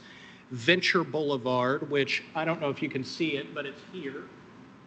Venture Boulevard is an absolute no-brainer access point to this property should you want to develop this in the future. It's roads that are already traveled by semis and 18-wheelers and all that kind of stuff. There is absolutely nothing that makes sense about trying to develop a commercial driveway in the middle of somebody's, I mean, you'd be 9 feet from somebody's garage. Yeah. So I think that that's a terrible access point. I think Venture Boulevard makes way more sense. And the folks at Don Cowden have indicated to me that they are willing to enter into negotiations to allow access from Venture Boulevard into that 3425. So your question, I think, really has two folds to it. The first one being, how would we get to the 1.7 acres? And if you look at the north end of 1077 Air Drive, our parking lot is paved around the building. So on the north side, it dies straight into that property. And at the northernmost part of our drive is almost exactly on plane with this property at 3425. So for us to access the 1.7 acres where we're going to park cars, that's where we would do it. Now, again, I don't want to mislead anybody and say that I can't 15 years from now, we don't want to develop or sell off something or whatever the case is. The only way that I think that this makes sense to access the rest of this property is through Venture Boulevard. Now, how do we do that? Can we get that done, and what's involved with that? I don't know, but I can tell you that Cowden Enterprises is open to that conversation, and I think that I'm confident that they, at least so far, have seemed incredibly reasonable. They're not trying to be hard to get along with. They just want to make sure that things are done correctly and taken care of and so forth. But I would say, I don't think that I'm talking too far out of school here to say that's probably issue number 2 for me. Number 1 being parking. Number 2 means, okay, how do we access this property? And if we gain access from Venture Boulevard, I think that piece of property that goes between your 2 properties needs to go to you. Because I don't think there's anywhere else that thing should be used to access this property. I just don't think it makes sense. Okay, it's really steep, and it's right in the, it'd be like somebody driving through your backyard. Yeah. So. Okay, good. Are you satisfied, sir, Mr. Cooksey? Yeah, I'm in agreement with that. Thank you. Okay, thank you. Thank you. Thank you for You guys want working. to see this letter? I'd be happy to give it to you. Yeah. Yes. The staff should have yes, it, the yeah. staff should have it. I'll also note, just for the CDO, this property is drafted as being zoned light industrial, so similar. It's currently zoned limited industrial, which is the fringe area. Mr. Bozarth. In addition, the use of automotive/boat repair will be permitted. It won't be a conditional use under the CDO, so it would just be permitted if they can meet the design standards. I see. So, Mr. Loftman, you have a question for Mr. Bozarth? Yeah, the letter you just submitted was from who? So Cowden Enterprises, they own an Enterprise Park where 1077 Air Drive is and all the adjacent businesses in that PUD. So the roads that are inside that development are privately owned. And that property was developed by Don Cowden. Well, he's obviously passed, and so his foundation owns that property at this point. So if we're going to gain access to 3425 Vernal Pike from Venture Boulevard, they are the only ones that stand in the way of us being able to do that. And they've indicated that they are willing to enter into negotiations. And I'll be honest with you and transparent. They want to get out of owning and being responsible for those roads that are in that industrial complex. They expected the county to take that over, and for this reason or that reason, that did not happen. So when I spoke to Tom, who's the gentleman that I reached out to about that letter, Tom had said that if I would be willing to help them get out of the responsibility of snow removal and maintaining those roads, that they would be more than eager to give me access to that property. I haven't just said a flat yes to that because I don't know what I'd be agreeing to. However, same thing with him. I'm sympathetic to the notion that I would want to pay snow removal on a bunch of roads that I don't benefit from either. So I understand the position that they're in. Yes. And then again, same thing with the nice folks that have the access up off of Vernal Pike. I just don't think that makes sense to do. I just didn't access. understand why Cowden was talking about it. Now I do. Thank you. Yeah, you bet. Do you have further questions? No. Okay. And do you have any further? And Dee, do you have any further questions? I do not. Thank you. Okay, so we're going to discuss it. Thank you. And we'll have a motion and a vote. Let's see if Dee wants to do anything. Dee? No, I'm okay with this. Actually, if you want me to make the motion, I will, since I can actually be heard now. Any other discussion? Okay, in regard to the matter of CDU-24-3, the Bozarth automatic repair conditional use. I would like to move that we accept the 15.6 acre parcel with were there conditions added onto this? Yes? No. Accept that as presented to us by staff for the conditional use. I mean, and I'm just going to go a little bit further here, if you don't mind. It's my understanding that the requests from the Parker Law Group are already conditions of the property, that that a buffer exists, and that efforts be made to preserve the tree canopy, and that Mr. Bozarth has himself proposed a subdivision of the smaller parcel from the larger parcel. And so that will take place and be met. And then also that the new CDO pretty much eliminates the need for further stipulation. And so the request put before us is just for the conditional use for automotive repair without further stipulation at this time. And I would like to just say how pleased I am with how well you worked with the staff, how open-minded and hearted, and yes, Mr. Lockman. The only thing that concerns me is the 1.7. Can we say 1.7 more or less? So when they come up with the survey, we don't need to. We can say 1.71 more or less, or 1.75 more. So I think Dee made a motion to approve it with the 15.61 acres. Yeah. She did, so Yeah. not the 1.7. Let's check with her. Is that true? Yes, that's true. All right. And I would like to also just speak about one thing, I don't normally get on a soapbox, and this isn't really a soapbox, but I find it compelling that you're concerned about the efficient reuse of an existing property, and that you're concerned about the environment, and you are not wanting to disrupt things, and that you're open about the fact that 6 years from now might be a different story, and you've made an investment in this property, and we're planning staff is here to help you along the ways whenever you need another change, and we are glad when you work with us to help achieve things in common. We're very happy about that.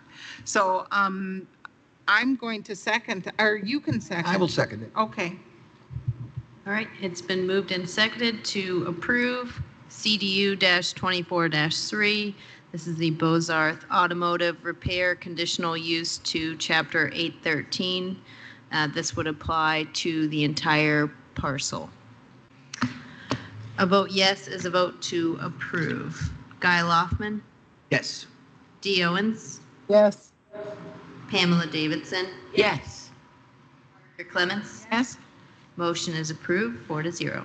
Okay, thank you. Thank you for coming tonight and for your patience, and Mr. Cooksey also for working, both of you working together. We really appreciate that for our overall community. Thank you. Thank you. It's nice to meet you. Okay, so we move on now to our last variance for the evening, and this is VAR-24-42A and B, and this pertains to a Starlight prohibited signs with a changeable copy sign variance to Chapter 807, and also a proposed variance for total sign allocation. And I believe this is at a property that is 7.14 plus or minus acres in Clear Creek Township, Section 8. It's 7640 South Old State Road 37. And Ms. Crecelius, if you would kindly review that with us, we'd be grateful. Yes, thank you. Thank you. Okay, so like you just stated, we are south on Old State Road 37 in Clear Creek Township, just to get you familiarized where we are located tonight. The property is currently zoned pre-existing business and is surrounded by suburban residential or agricultural, AGRR, my goodness, agricultural rural reserve. There we go. So pictometry of the site, this is the petitioner's site plan, but it's a great image. So as we can see, the site is an odd shape. You can see the screen and the rows of parking. On the right side by South Old State Road 37, they have a yellow circle where their existing sign is located. That's also the same location of their proposed sign.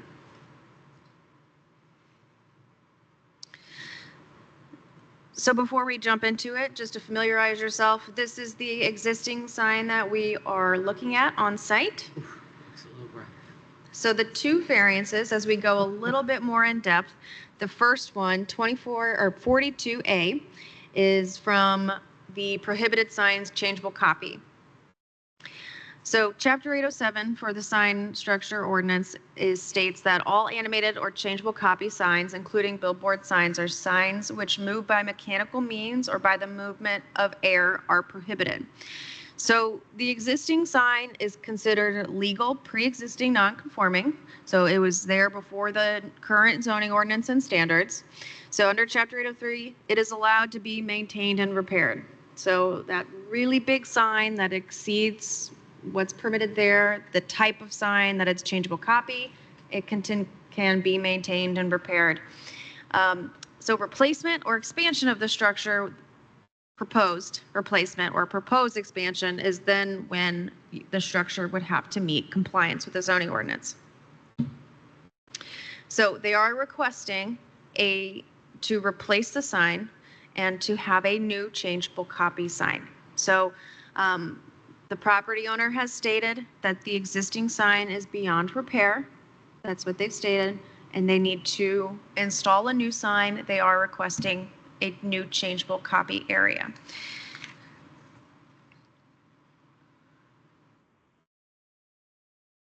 The next variance from the sign ordinance is 42B. This is from total sign allocation. So 807 states, it gives us how to measure how much sign in square feet each site is allocated. So we use the amount of linear feet along road frontage, and we have some built-in safety nets if you have a small site. So the petition site has 56 linear feet of road frontage along South Old State Road 37. So according to 807-7E3, no premises within business or industrial zones may be restricted to less than 75 square feet or no more than 600 square feet. So we have some limits there. So they would be restricted to 75 square feet to replace the sign, right? Their pre-existing non-conforming status goes away when they need to replace it. So they would have to comply with having a total of 75 square feet. They're requesting a total of 96 square feet of signage. So 75 is allowed, so there's a difference of 21 square feet extra that they're requesting. The current legal pre-existing non-conforming sign is massive. It's 250 approximately square feet, so really large.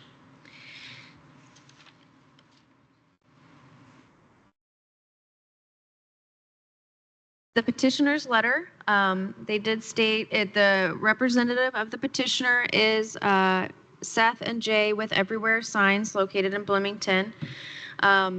So they are saying that, they've been asked to remake the sign. They state that they have submitted all details have been submitted. They have submitted a sign application. They state that due to the historic nature and need for changeable copy for a drive-in, we are requesting a variance for the 96 square feet and the changeable marquee cabinet.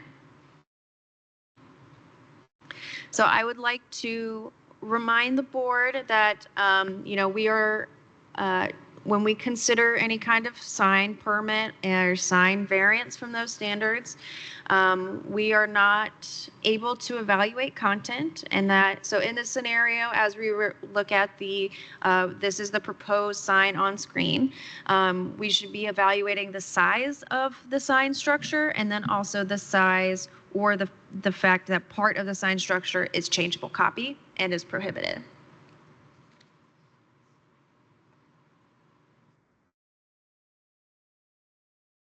So just another reminder of the existing sign on site.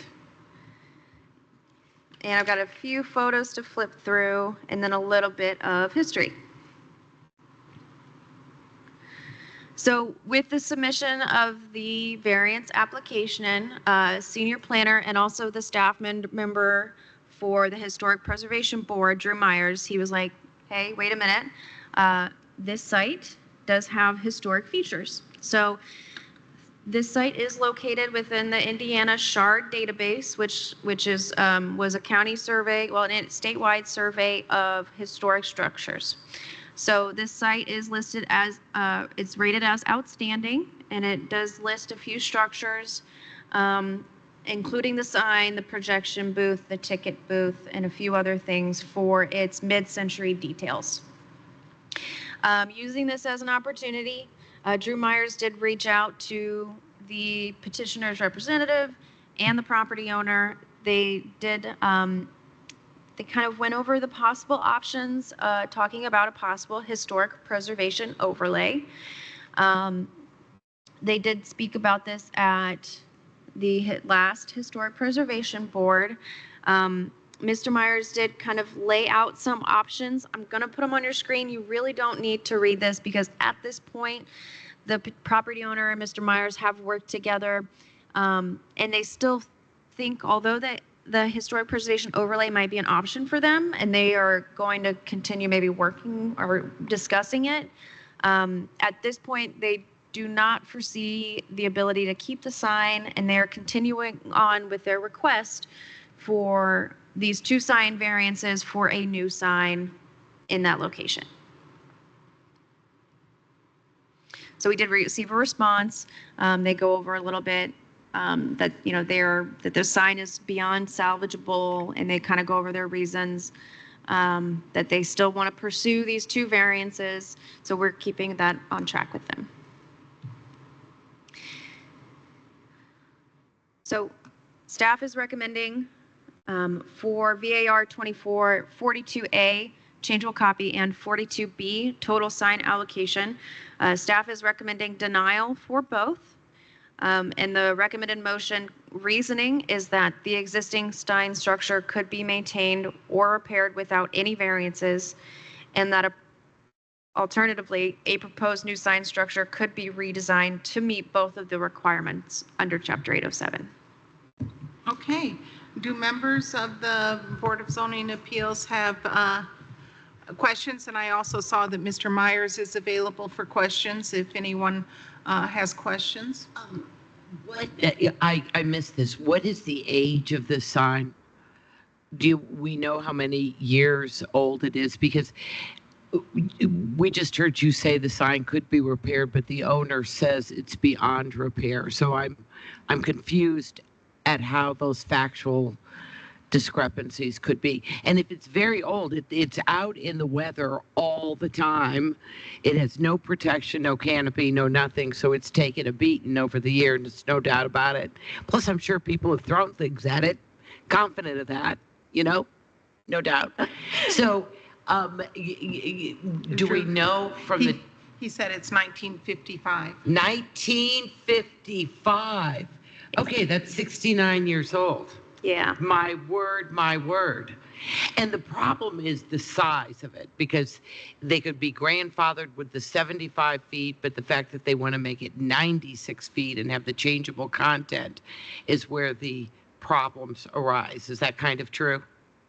The size, and of course with a drive-in movie theater, you have to have changeable content. You have to. No, so you wouldn't permitted. In the county, they're not permitted. But in a drive-in, they're changing the film title every. That's what we mean by changing content. Is yes. The films. Yes. So the 75 feet is not grandfathered because when they replace the sign, it's saying, boom, you got to comply. I see. So you'd have to have 75 feet or less. So they're requesting the 96 feet. And regarding the state of the sign, we really didn't have too much information to go on about the sign itself and what kind of state it was in. I learned a little bit about how signs can be repaired along the way from the meeting of the Historic Preservation Board, and how you can replace elements to recreate the sign. This email Mr. Myers received on Monday, I saw it today, and they kind of go into a little bit more detail about years of neglect by previous owners. They talk about the poles rotting and the metal cabinet. So that could have informed the original staff recommendation.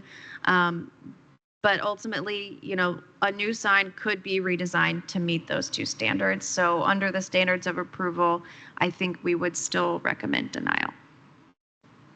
So I believe Could I say something? Yes. Thank you. Yeah, the sign that's there now, I think, is 256 feet. The one that they're proposing is 96, which is 1/3 the size of the other one. I think 20 feet, when you're talking a drive-in that has to show what they're showing outside, I'm a particular defender of drive-ins, I have to say, is not, yeah, that's why they're in front of us, because they need a variance. But I don't think it's that big of a push to cut it back by 2/3. So just because we allow a size variance does not mean we have to allow the changeable copy. And by changeable copy, it means digital. No. Yes. It means stick the letters No. in by hand. No. Yes. Even the hand flipped signs lettering is changeable copy. Yeah. Yes.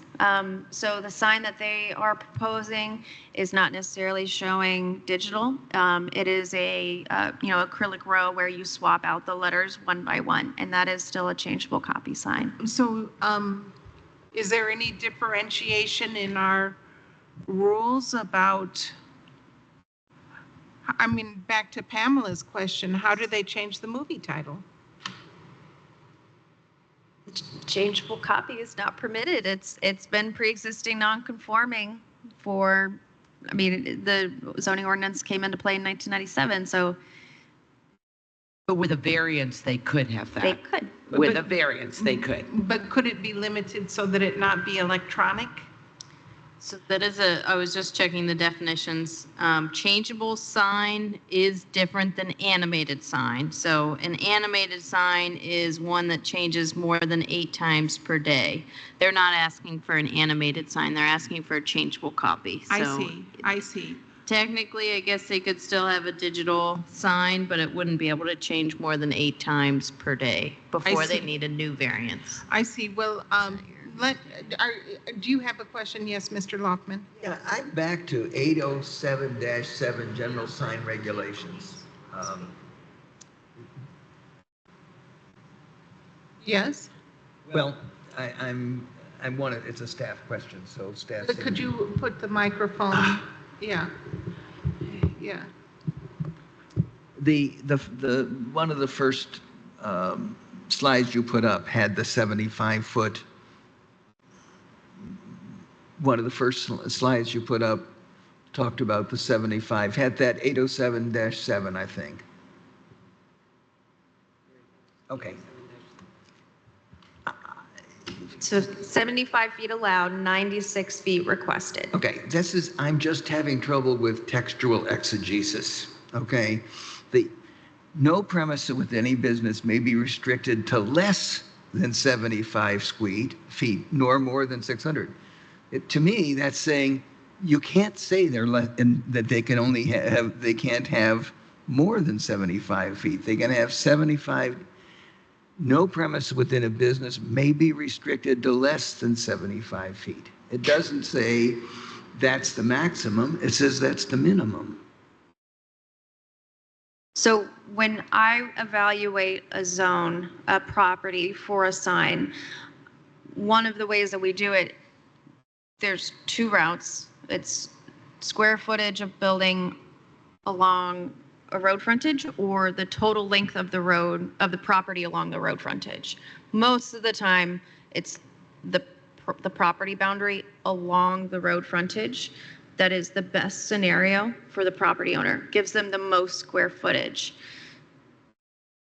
So when I do that calculation, if you have 200 feet of property boundary that's along a public road, you could have 200 feet. If you have 1,000 feet, we're going to limit you to 600 in this same standard.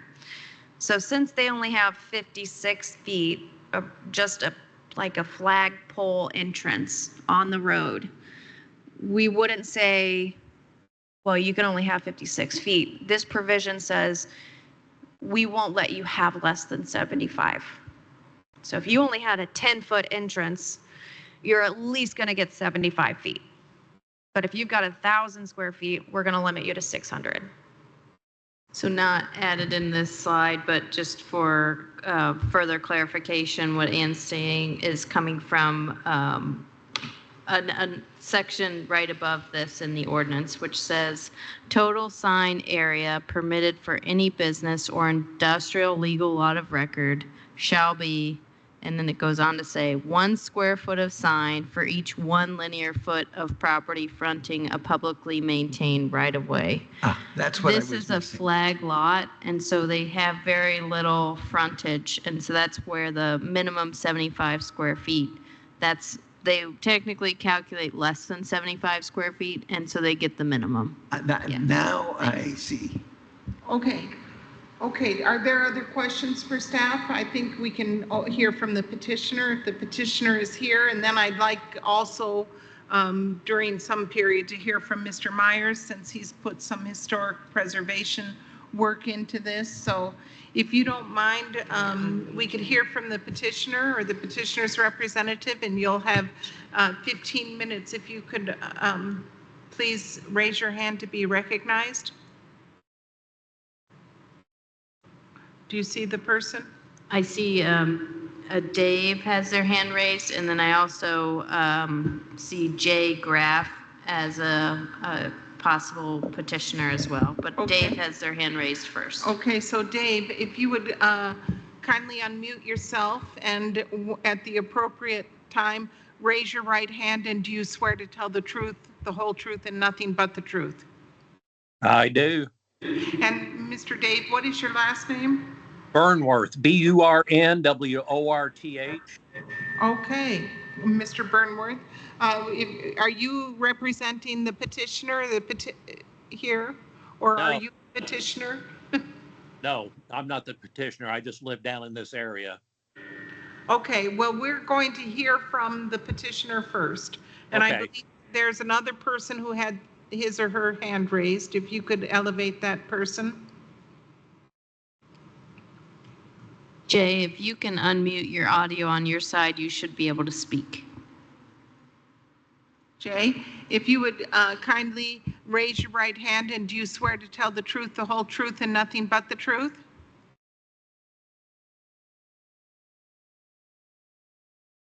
I don't see their hand raised, so they may either be having technical difficulties or they may not wish to speak. He's got video on and he is trying to unmute. Oh, can you hear me? Yes, Can you hear me now? Yes, Mr. Jay. What is your last name? Graff, Graf. And would you kindly raise your right hand, and do you swear to tell the truth, the whole truth, and nothing but the truth? Yes, I do. And Mr. Graff, are you the petitioner or the petitioner's representative? Representative.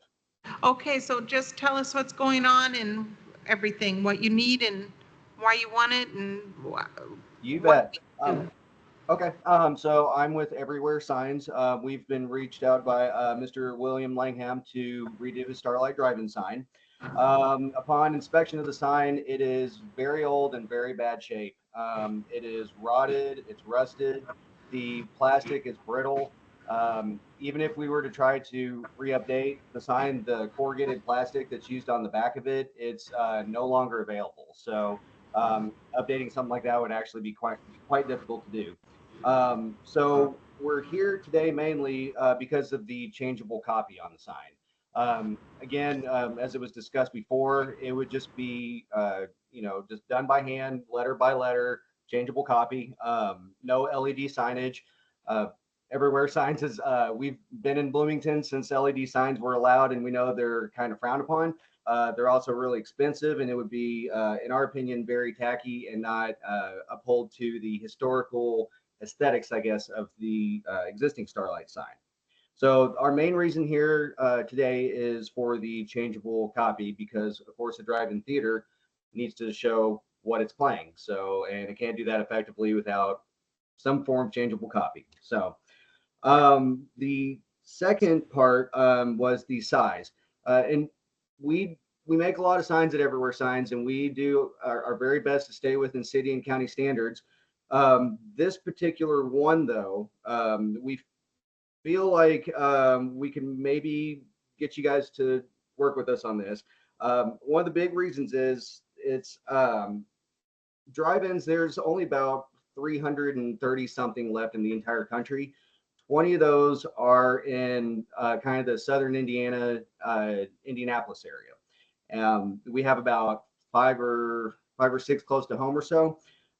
If you, well, first off, drive-in history, it's very American. It's very American culture. It's also one of those things that really encompasses a family-friendly establishment as well. Of course, the historical aspect, all that. I would recommend, I don't have any sizes in front of me right now, but if you were to look at a handful of drive-in theaters around us, like Cinema 67, and that's north of Spencer, the Skyline Drive-In Theater in Shelbyville, the Tibbs Drive-In in Indianapolis, Moonlight Drive-In in Terre Haute, and the Holiday Drive-In in Rockport, Indiana. You will see that these are all larger than life signs, grandiose, very big. Probably the smallest one is the Centerbrook one in Martinsville. And we feel that just because the existing sign has been around for so long and it's so huge, that if we did go down to the 75 square feet, it would be significantly smaller, and the community would know this. There has also been a lot of excitement in the community too. William Langham, the owner of the Starlight, he's wanting to actually try to sell the old sign to help offset the cost of the new sign. And he posted on Facebook, and within 24 hours, they had over 300 likes and people talking about what can we do with this sign. So, so there's, yeah, a lot of historical, like I said, family friendly, just a lot of things that make it very unique. And compared to, you know, like a Dave and Buster's coming in and saying, hey, we want more signage. Okay, whatever. But the drive-in though, yeah, we, as it was mentioned, if I could talk correctly, as it was mentioned, the current sign is about 247 square feet. And again, we want to be respectful of the county, stay close to the 75, but we feel that scaling the logo and still trying to preserve some of that sense of grandiose. That's why we are pitching the larger 14-foot by 4-foot cabinet. Again, just to kind of keep up with the grandiose of the drive-in, and that's why we're here today. Thank you. Mr. Graff, thank you very much. We appreciate your presentation, and we also appreciate you as a business owner in our county and our community. Thank you. And what I'm going to do now is recognize Mr. Drew Myers and then Mr. Burnworth and any other community members who might want to speak in favor or against the variance you request. And then if there's anyone speaking against it, we'll give you another chance to speak for 5 minutes. Sounds great. Okay, so Mr. Myers, if you would be so kind as to unmute yourself and just give us a little bit of your perspective from the historical preservation good work you do for our county. Sure. Can you hear me all right? Yes. Okay, great. And would you kindly raise your right hand, and do you swear to tell the truth, the whole truth, and nothing but the truth? I do. Thank you, Mr. Myers. So yes, when this came to my attention, I recognized it as one of the properties in the county that's listed as outstanding in the SHARD database. So I brought that attention to Ann as well as the Historic Preservation Board at their last meeting, which was just a few weeks ago. The board was very interested in finding out that the Starlight Drive-In had resources that qualified as a outstanding category. The SHARD database ranks properties in the county from outstanding to contributing as well, and also notable.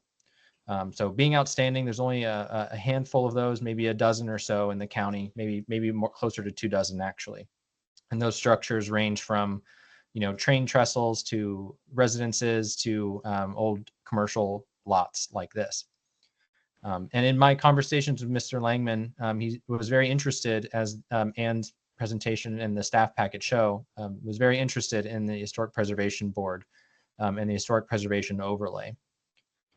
However, it seems given that the current condition of the sign is what it is, and based on the funding that the drive-in has, doing some sort of replica work or engaging in the HP overlay this early in the process might be too cumbersome with finances. There are a number of signs that the Historic Preservation Board of Review gave me examples of that are in the county that did receive some replica work or restoration. The Von Lee sign on Kirkwood, for example, that is a complete replica. None of that is the original sign, but it was created to mirror the original. The Indiana Theater sign on Kirkwood as well, that is a restoration. So some of its components are original, but it is my understanding that a lot of it is actually new. So those are just two prominent signs in the county that are examples of some historic restoration or replica work. So there were a lot of options that were laid out in front of Mr. Langman that I was able to communicate to him with help from the Historic Preservation Board. And those ranged from doing some sort of restoration or replica work on the sign, removing the sign but placing it elsewhere on the property so that it could maintain some of its natural, some of its historic character and add to that outstanding quality even in its current status. And then other options included, full-on replica work or simply just removing it and hoping that there's still enough historic resources on the site to still pursue the HP overlay possibly in the future. I did reach out to the Historic Preservation Board after Mr. Langman's response on Monday to see if they had any last-minute comments about possibly the removal of the sign, and then if the other structures on the property could still more or less keep the property in its status of outstanding. However, no one from the board was able to reach me in time. So it seems like Mr. Langman and the Historic Preservation Board are still very much interested in assisting one another to do something on the property. And it's just a matter of timing and finances right now for the sign itself. And I'll take any questions too. Mr. Myers, is it a possibility that the Historic Preservation Board would help seek funding for the preservation and of the sign, or no? I did ask in my email on Monday to the board if they were aware of any funding opportunities for historic signage. And I believe that I didn't receive a response on that question. But I do believe that if there was any funding available, it would likely take quite some time, and it might also involve some grant writing in order to secure those funds. So it would most likely take quite a while to get there. I see. Do members of the Board of Zoning Appeals have questions for Mr. Myers? Not I. Pamela? Ms. Owens? No, I don't. I have a question, but I don't think it's one Drew can answer. So thank you. Okay, then I'm going to recognize Mr. David Burnworth. He's already sworn in, and he'll have 3 minutes to speak. If he could be unmuted. Yes, I'm unmuted now. Thank you. I live about 2 miles south of the Starlight Drive-In. Live down, and that current sign, if you drive by it, you couldn't even tell the drive-in is open. I mean, it is so rusted and deteriorated, and I wouldn't have any problem at all with the new design at all. I understand the desire to stay within a historic designation, but seeing as how I think the drive-in has changed owners 2 or 3 times since we've lived here. And like I said, if you drive by it right now, you'd probably say it's another closed drive-in. So I would support the new sign in any way, shape, or form you can do it. Mr. Burnworth. Thank you for your testimony. And I'm going to ask if there are any other members of the public who would like to speak on this issue. Please raise your virtual hand to be recognized. Do you see anyone? I don't see anyone. Myself, I can't really see. Okay. So I'm going to ask Mr. Graff a question, and you and Mr. Langman and Mr. Myers have all expressed interest and appreciation for the historic value of the sign. Now, would you be able and willing to work together so that somehow or another the current sign be either preserved on another portion of the property, or you could work together with the Historic Preservation Commission to come up with some satisfactory way to keep what is an outstanding historical element in our community? It doesn't sound like the timing's going to work out for the desire of Mr. Langman to replace the sign. One option we would have would be to continue this this particular variance request to another hearing, because Mr. Myers and Ms. Crecelius put into the record that in September the Historic Preservation Committee is going to be meeting and they have this as an agenda item. No? Okay, so no, it's just merely a request for a variance. And so, Mr. Graff, I wonder, of course it can't be binding on this proposal, but I presume you'd do everything you could to work with everyone to make sure we preserve what's precious, right? Oh, absolutely, of course. That was one of the big things when when it got out on social media about the Starlight.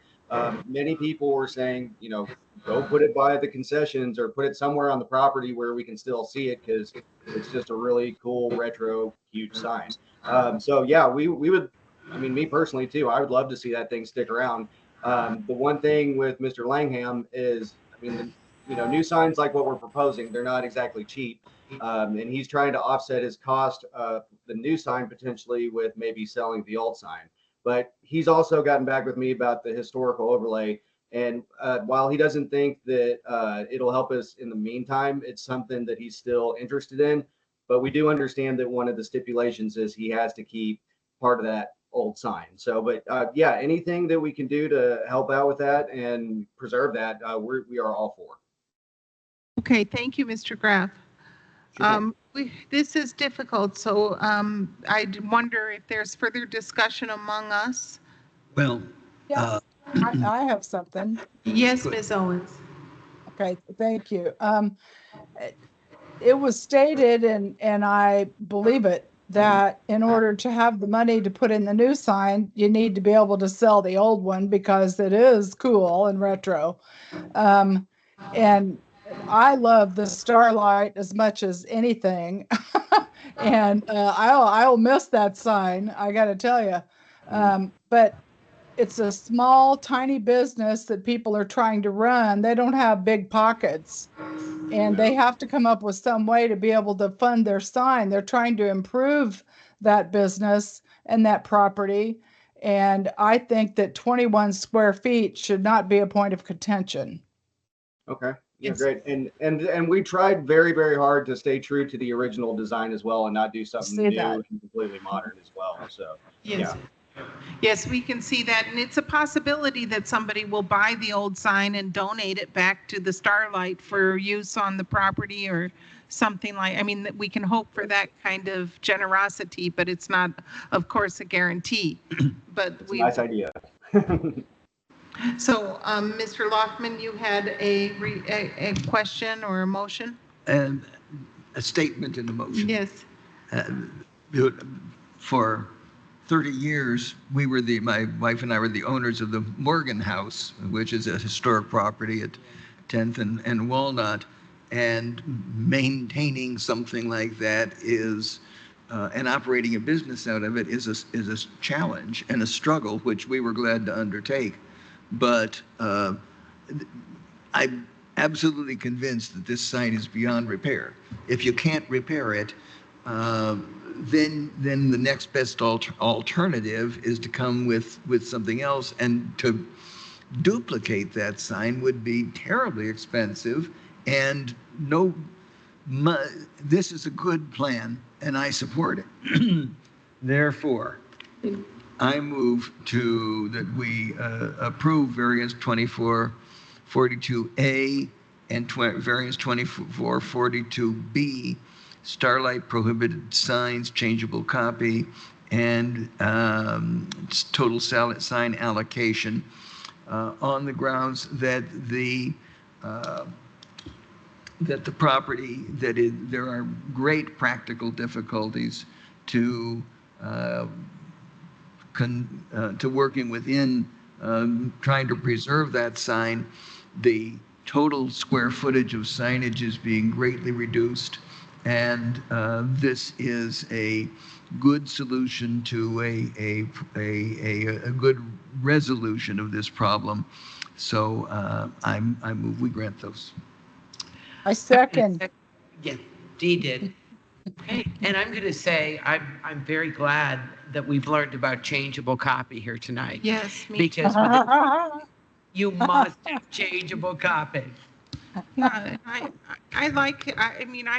really appreciate the integrity of the new sign design to the original historic one, and I agree with Mr. Graff that grandiosity is a factor in the rationale for the approval. You know, for the kind of doing the best to maintain the historic quality of drive-in theaters in our state. So I believe it's been moved and Yes. seconded. I will call the roll. So this is for VAR-24-42A and VAR-24-42B. That is the prohibited sign changeable copy variance, as well as the total sign allocation variance to Chapter 807.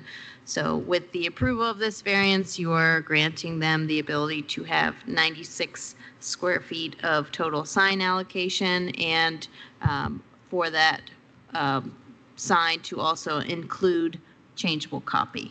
A vote yes is a vote to approve both variances. Margaret Clemens? Yes. Guy Loftman? Yes. Dee Owens? Yes. Pamela Davidson? Yes. Okay, the motion is approved 4-0. Well, yay, Starlight Drive-In. yes, let's go. We should Let's have go. Hey, thank you, everybody. This has been wonderful, and we're very, very excited to get started working on this thing. Thank you so much. Maybe we should do a team building exercise at Starlight. I'm in. Yeah. Well, thank you, everyone. Thank you, especially to staff. These presentations and your staff recommendations and your staff reports just keep getting better all the time. I just really appreciate them, and they're clear and they're easy to understand. What I love is how complimentary so many of the individuals who appear before us are. That really is validation at the wazoo. Yeah. Well done. Thank you. We appreciate well you. done. And I Yes. will just report that, please review the CDO. I know we speak about it during the meeting. There will be changes. A lot of the variances that you see today may not be applicable under the CDO if passed as drafted. But there are other things that may come to you that you've never seen before. So please look through those standards. Okay. We appreciate your feedback and expertise as board members. We Great. appreciate We're you. going to get that thing done. Thank you. Thank you. Thank you. Are we adjourned? Yes, I mean, that's a motion. Is that a second it. motion? Okay. Adjourn. Go. Okay, thank you. Thank you.